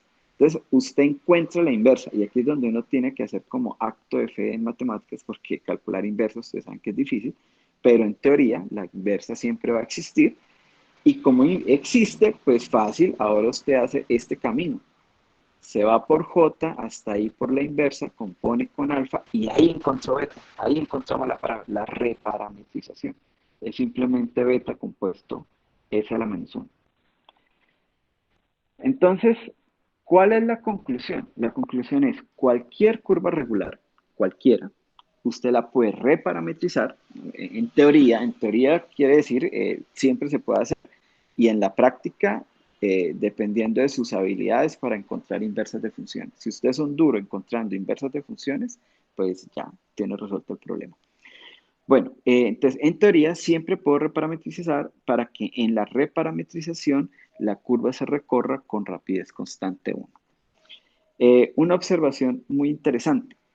Resulta que la integral de la norma de la velocidad, esto ustedes lo saben del curso de cálculo 2, es exactamente la longitud de la curva. En este caso, entre el punto que tiene coordenadas alfa de t0, o en el instante c t0, y el punto de coordenadas que tiene alfa de t.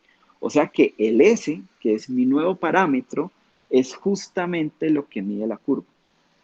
Y por eso se llama parámetro longitud de curva. Y la reparametrización se llama parametrización por longitud de arco.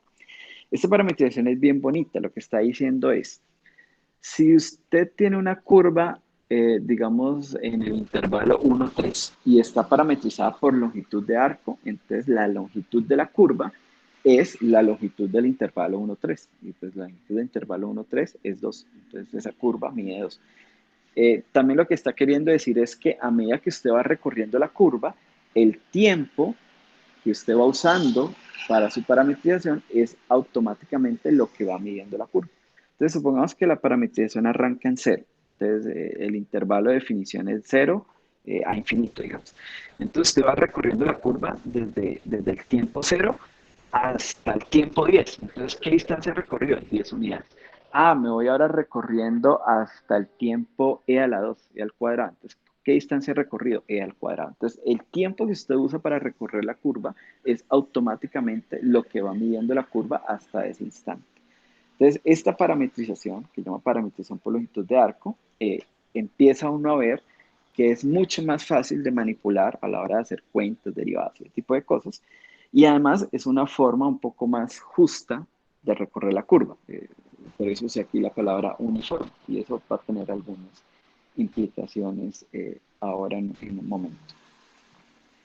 Bueno, entonces como les decía, esa es la conclusión. Cualquier curva se puede reparametrizar por longitud de arco y si una curva está reparametrizada por longitud de arco, entonces el tiempo que se va usando en la parametrización para recorrer la curva coincide con la distancia que tiene la curva en ese intervalo. Eso que aquí lo tengo como una conclusión, seguramente en las notas del profesor Gonzalo, pues lo encuentran como un teorema, como un resultado, porque es eso, es un teorema. Cualquier curva regular, importantísimo que la derivada no se anule, se puede reparametrizar por longitud de arco y pues, digamos, el parámetro ese es justamente lo que va midiendo la curva a medida que va pasando el parámetro. Bueno, y aquí viene esta parametrización empieza a tener unas propiedades lindísimas. La primera, la velocidad es ya el campo tangente unitario. ¿Se acuerdan que ahorita cuando definí el campo tangente unitario, yo decía, vea, usted deriva y divide por la norma de la curva. Cuando yo estoy parametrizando por longitud de arco, esto ya mide 1. Entonces simplemente usted deriva y ya, ese es el campo tangente unitario. Así, más simple, no le toca hacer nada más. Pero tiene otra propiedad más bonita y aquí empiezan un poco los trucos de este curso. La derivada y la segunda derivada son siempre ortogonales. Recuerden en lo que hicimos ahorita en el GeoGebra, que yo estaba recorriendo la curva, pero la velocidad y la aceleración no siempre eran ortogonales. De hecho, a veces el angulito era menor de 90, a veces era mayor. En este caso, siempre son ortogonales. Ojo, eso no quiere decir que este vector sea siempre diferente de cero. No puede ser que sea cero. Pero ustedes saben que el vector nulo es ortogonal a todo mundo. O sea que aquí no estoy en ninguna falacia.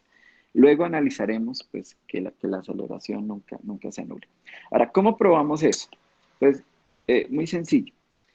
Yo sé que la norma de beta prima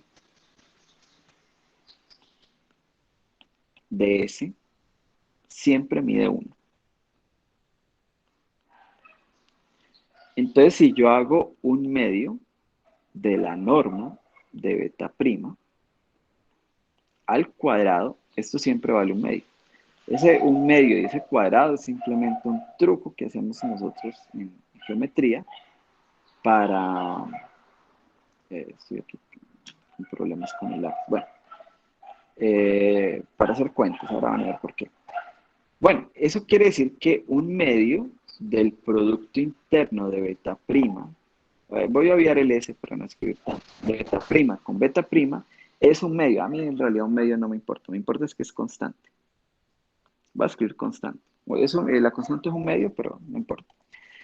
Y esto que tengo acá es una igualdad donde el lado izquierdo depende del parámetro S y el lado derecho pues es constante, entonces no depende del parámetro S, pero son funciones suaves. Entonces yo puedo derivar. Entonces ahora el truco es derivemos. Derivamos acá, derivamos acá. En la primera, vamos a hacer la derivada más fácil primero. La derivada del lado derecho pues da 0, porque es la derivada de una constante. Ahora vamos a hacer la derivada del lado izquierdo.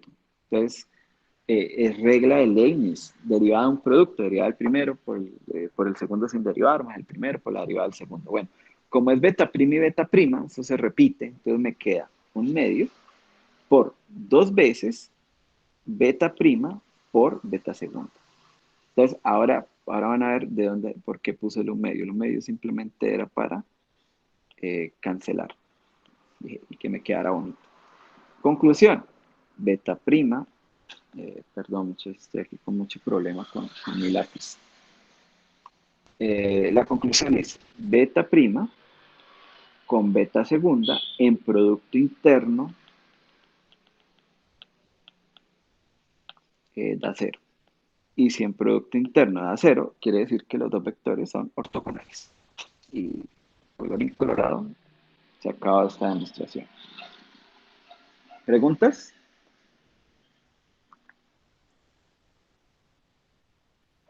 Momento no, profe. No, perfecto. Facilita la cuenta, ¿cierto? Ustedes saben de... Bueno, a mí se me olvidó preguntarle en la primera clase si sabían derivar. Claro, la pregunta puede parecer estúpida, pero en realidad la pregunta es si saben derivar funciones como productos internos, producto cruz, determinantes, todo ese tipo de cosas. Aquí sí puedo estar pendiente del chat si alguien tiene preguntas o inquietudes sobre cómo se deriva, pues pueden preguntar y buscamos el espacio para aprender a derivar. ¿Todos saben derivar?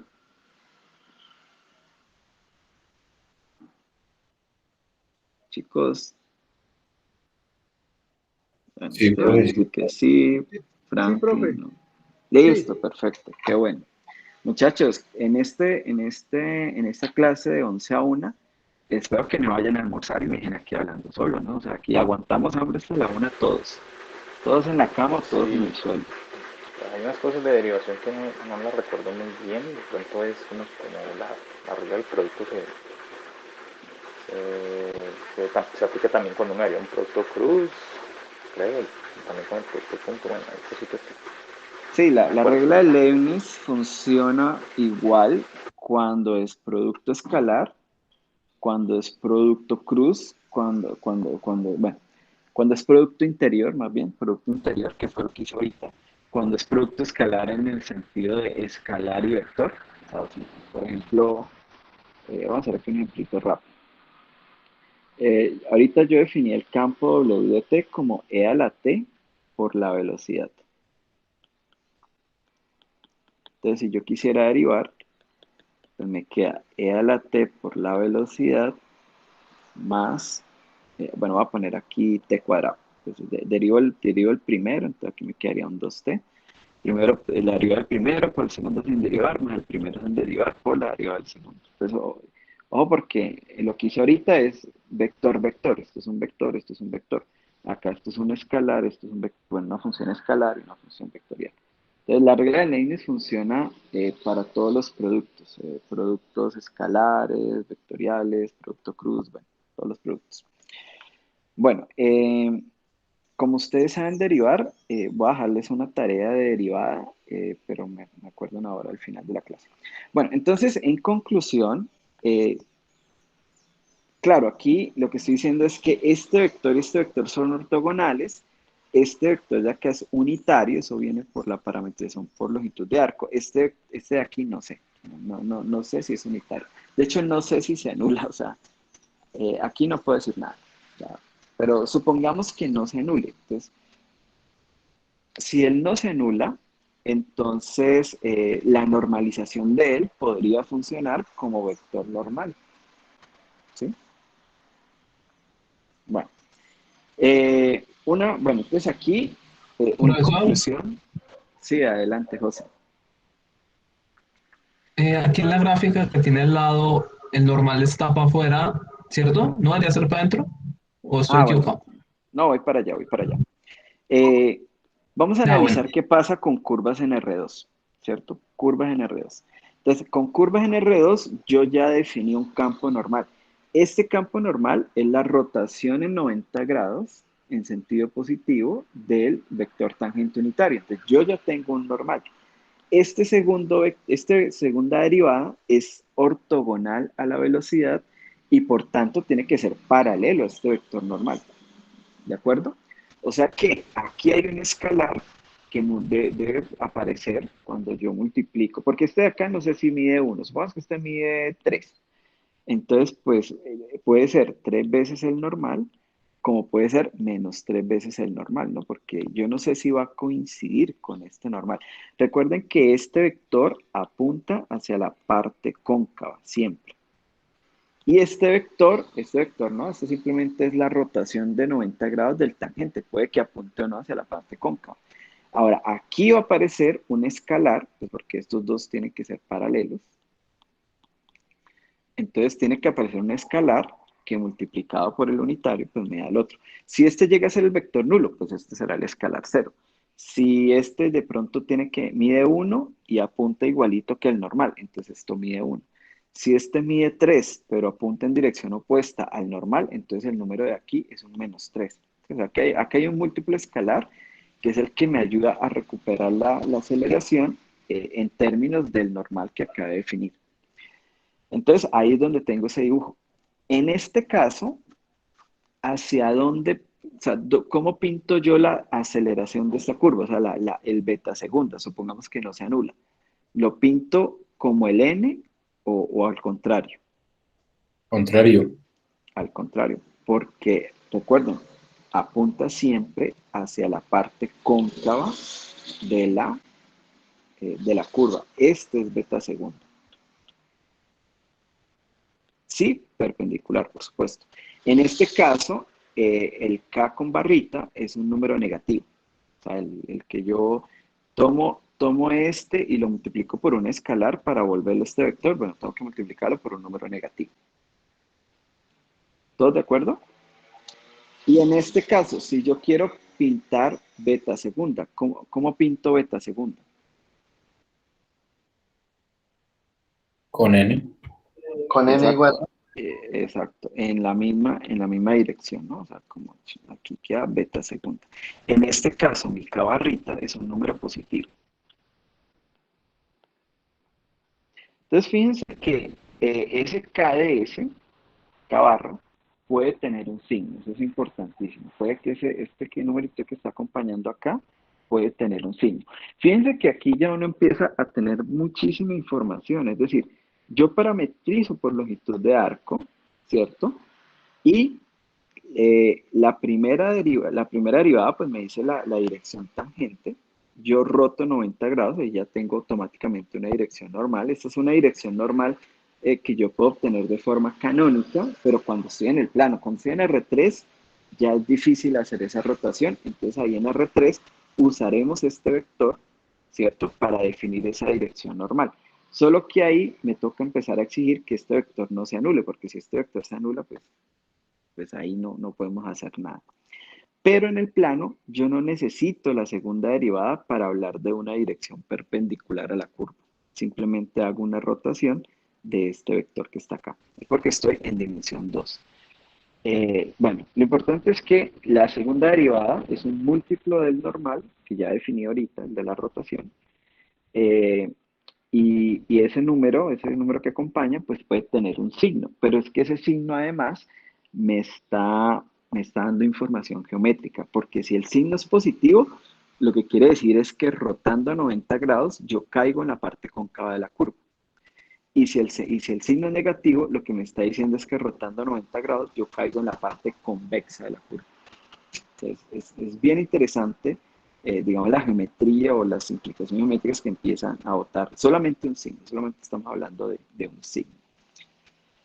Bueno, y si es cero, pues no puedo decir nada, porque es que en los ceros puede ser que la curva o es demasiado llana o puede tener como puntos de inflexión donde cambia de concavidad y pues ahí no puedo decir como mucho. Si este acá llega a ser cero, que es cuando este vector se anula. Entonces, luego trabajaremos con curvas donde la segunda derivada no se anula. Segunda derivada en la parametrización por longitud de arco.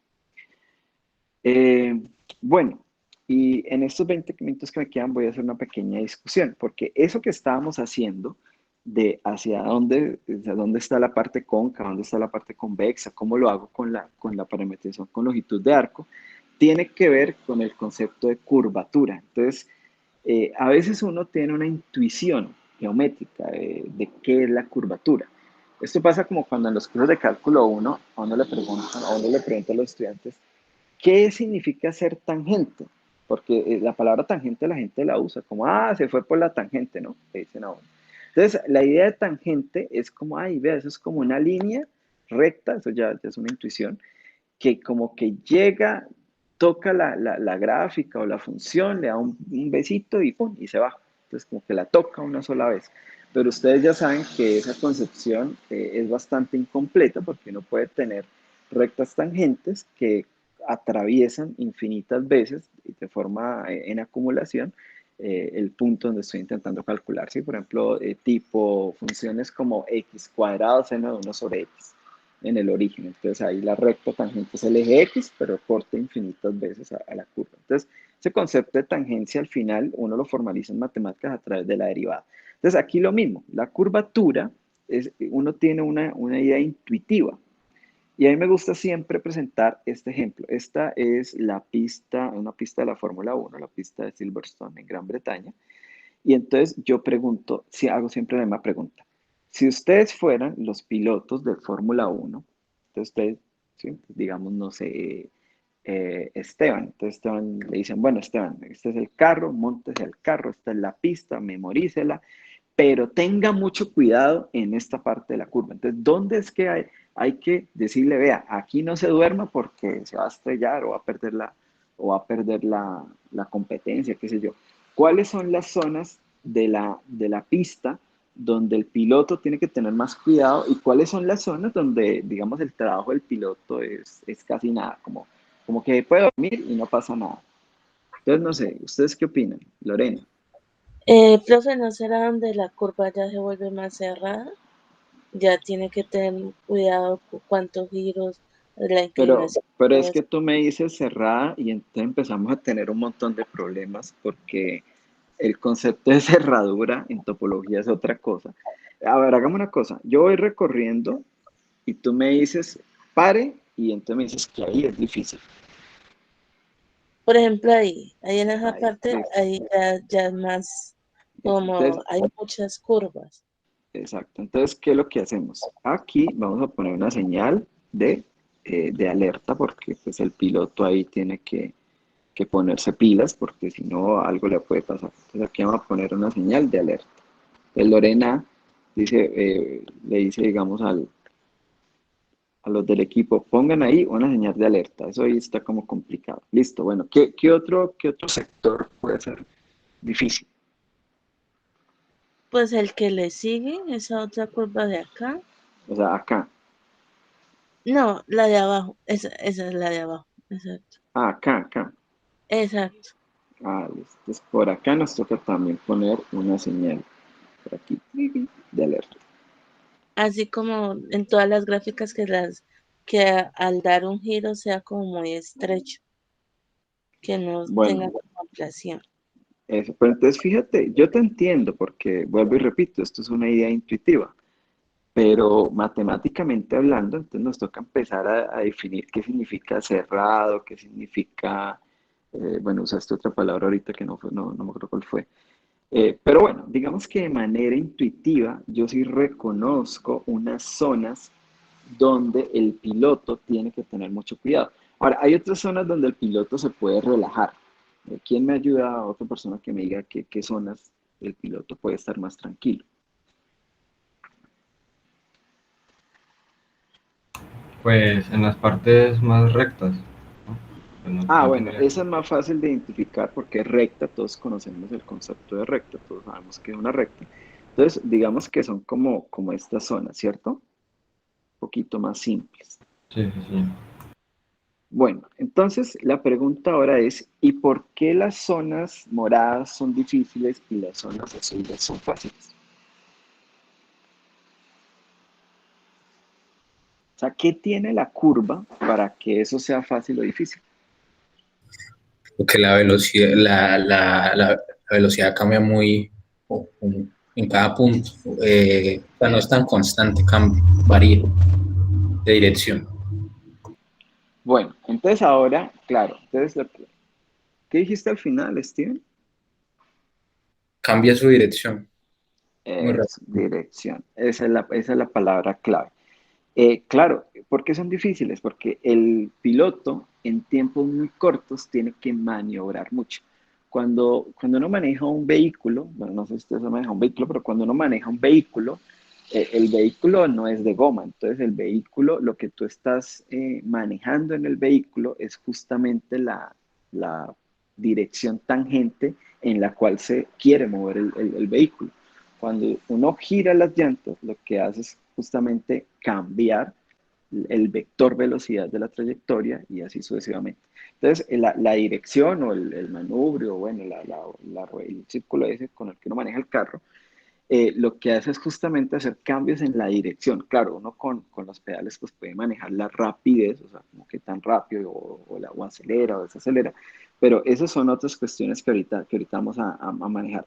Fíjense que no es lo mismo que un piloto en Fórmula 1 en su carro a la máxima velocidad haga el recorrido a que lo hagamos a pie. Si lo hacemos a pie, a lo mejor esto no es tan difícil, ¿no? O sea, pues uno va cambiando la dirección, pero también lo va haciendo muy lento, o sea, con una rapidez pequeña, mientras que si usted va con velocidades grandes, el texto vector mide mucho, usted tiene que ir cambiando en un tiempo muy corto esos vectores. Entonces, eso es más o menos una primera idea intuitiva de lo que es la curvatura. Entonces, claro, si llega un matemático allá al equipo de Fórmula 1, le dice al piloto, tenga cuidado con los tramos donde la curvatura oscila entre tales y tales valores. Y si el piloto no sabe de cálculo, pues se jodió porque entonces no sabe dónde es que es la cosa complicada. Pero entonces el concepto de curvatura viene que, digamos, debería estar asociado con los cambios de velocidad. Solo que la velocidad, digamos, como es un vector, varía en norma y en dirección. Claro, eh, repito, si yo voy recorriendo a una velocidad muy lenta, o sea, por ejemplo, si lo voy haciendo a pie, pues no es lo mismo que si yo hago el recorrido en el carro a unas velocidades altísimas. Entonces, igual alguien puede, por ejemplo, por aquí venir rápido, y luego ir muy despacio, y luego muy rápido, y luego muy despacio, que es lo que hacen justamente los pilotos, ¿no? Pueden modular un poco cambiar, hacer esos cambios de velocidad justamente para no irse a estrellar contra los muros en estas zonas. Pero entonces, el medir la dificultad permitiendo esa variación o tanta variación en la velocidad, pues no es como justo. Entonces uno podría decir, vea, vamos a recorrer la pista siempre a 300 kilómetros por hora. Y ahí nos vamos a dar cuenta cuál es el buen piloto y cuál es el mal piloto. Porque a lo mejor el piloto sin experiencia por aquí, pum, va y se estrella. Pero el otro piloto lo puede hacer de manera, digamos, de manera más eficaz, ¿sí? O sea, haciendo los cambios de velocidad, de la dirección de la velocidad, como debe ser. Entonces, digamos que una forma de uniformizar para poder medir la dificultad de la curva es fijando la rapidez.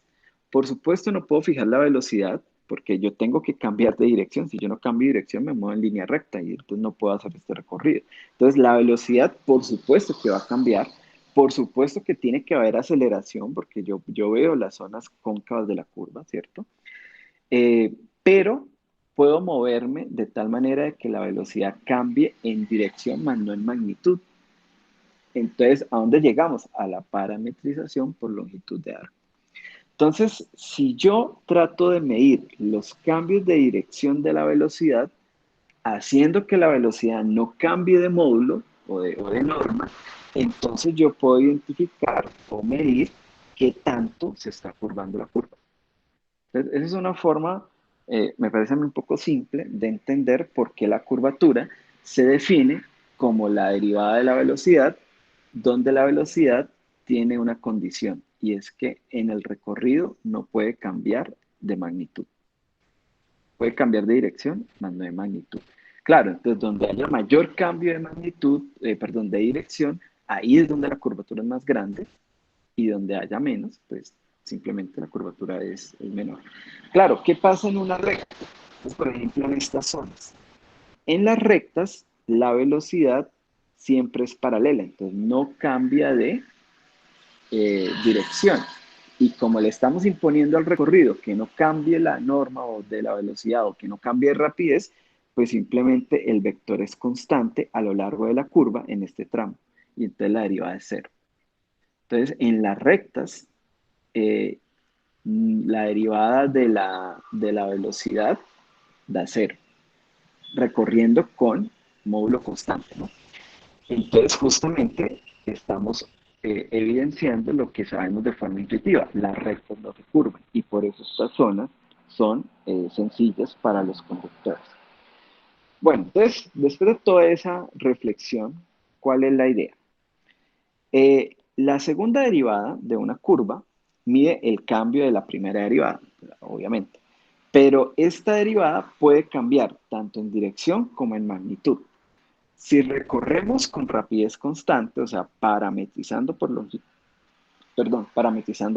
de arco, entonces la segunda derivada solamente puede registrar el cambio de dirección. Claro, o sea, la segunda derivada mide los cambios de la velocidad en las dos cosas. Pues si la velocidad cambia tanto en dirección como en magnitud, pues la derivada tiene que registrar esos cambios, porque esa es la tarea de la derivada. Pero si esa velocidad no cambia de norma, pues la segunda derivada lo único que puede medir es el cambio de dirección, no puede medir nada más. Eso igual ahora lo justificamos matemáticamente. Y justamente el cambio de dirección es lo que queremos definir como la curvatura.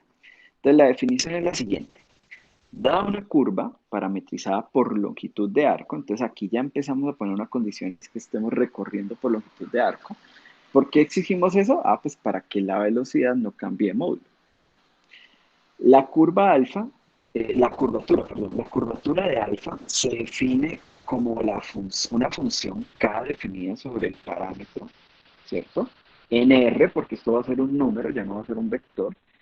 ¿Y cómo lo definimos? Lo definimos como la norma de la segunda derivada. Claro, ustedes pueden decir, profesor, queríamos medir el cambio de dirección, entonces simplemente derivamos, porque los cambios se miden con la derivada. Entonces yo podría decir que esta es la curvatura. Sí, lo que pasa es que esto es un vector y bueno, eso se le llama el vector curvatura. Pero en realidad es un poco más simple analizar la curvatura como cantidad, o sea, como número.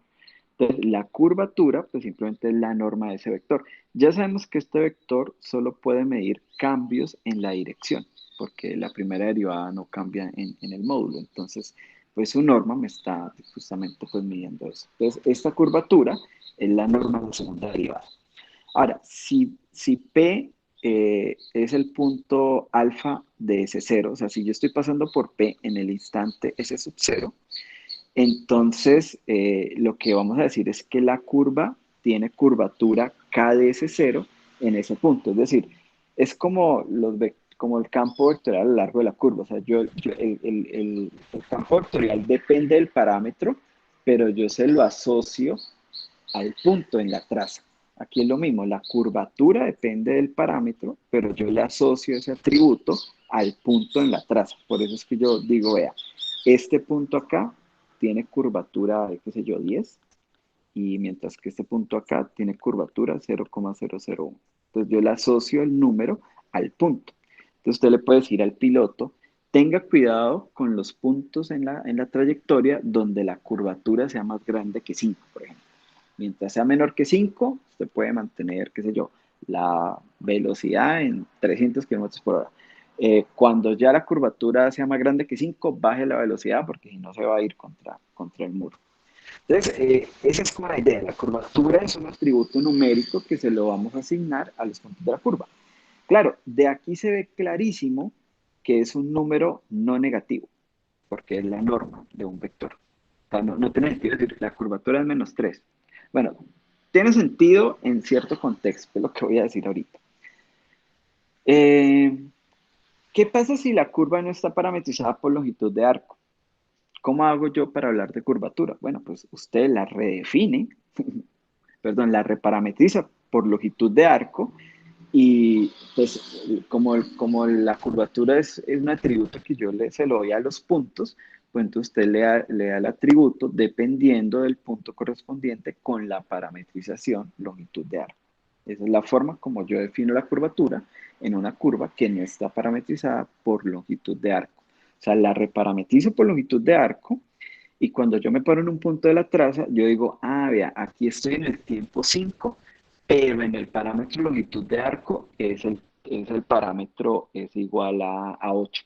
Entonces yo calculo la curvatura con el parámetro longitud de arco en el instante 8 o en el parámetro 8 y esa será la curvatura de ese punto en el instante 5, o sea, en la parametrización que no es por longitud de arco. Es decir, igual tengo que irme a la parametrización por longitud de arco para hacer como la cuenta.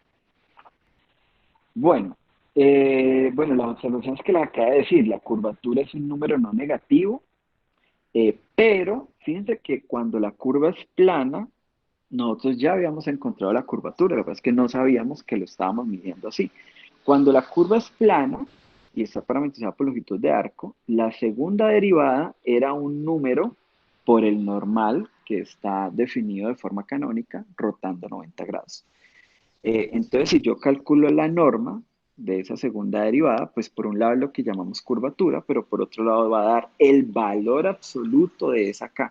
Recuerden que esta K con barrita puede tener un signo, ¿sí? Porque eso depende de si el normal está apuntando hacia la parte cóncava o convexa de la curva. Pero básicamente ahí está la información de la curvatura. Lo que pasa es que es una curvatura con signo.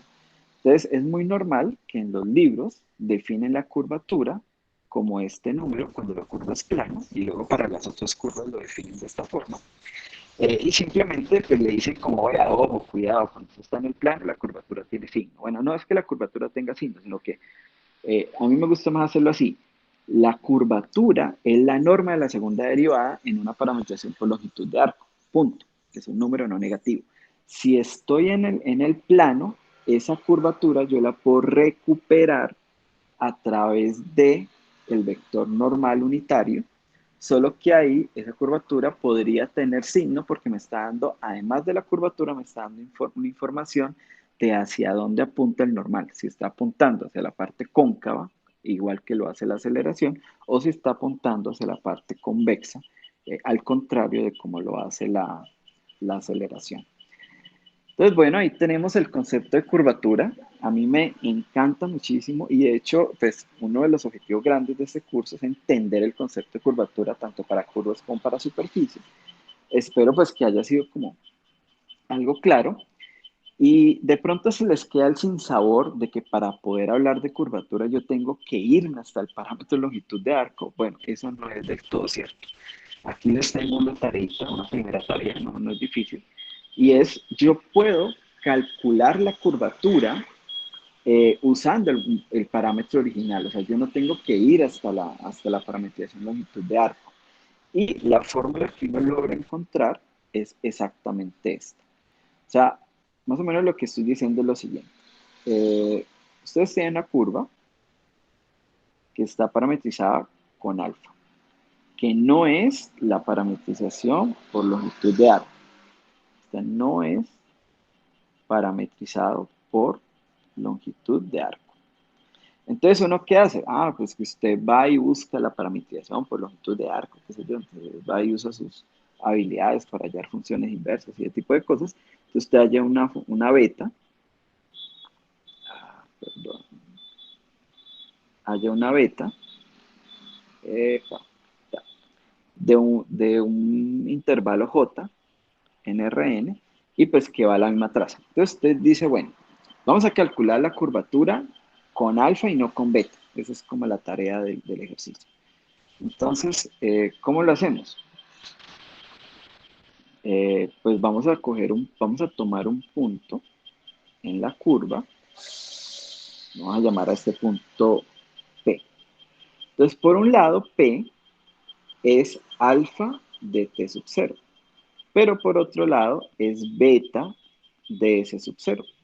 Digamos, pues como son intervalos diferentes, no sé, digamos, cuando estoy con alfa puede ser que pase ahí por P en el tiempo 1, pero cuando estoy con J pues está pasando en el tiempo 10, qué sé yo. Entonces, pero la idea es que el mismo punto yo lo puedo obtener, digamos, con cada parametrización.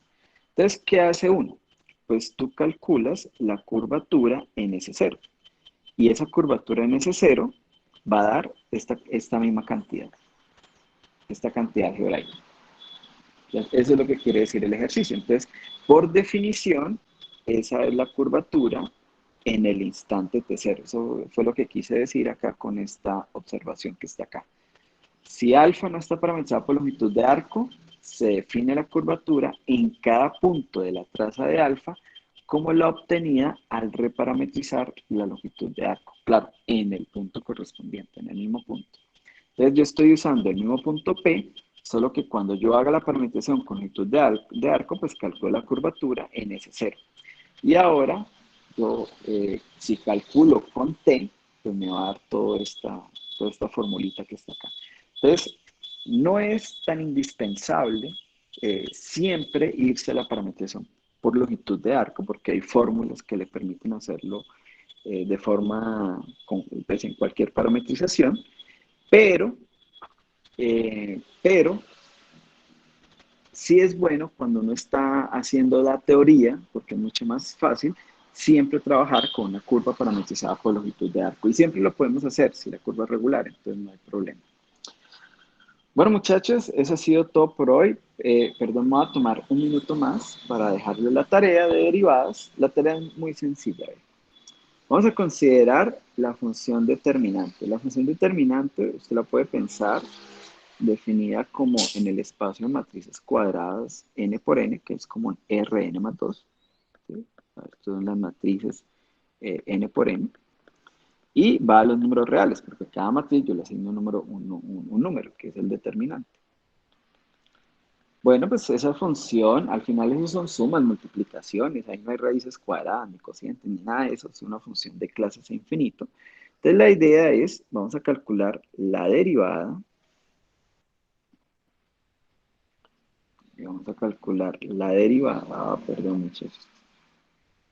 La derivada, bueno, voy a hacer otra anotación para que no quede tan raro.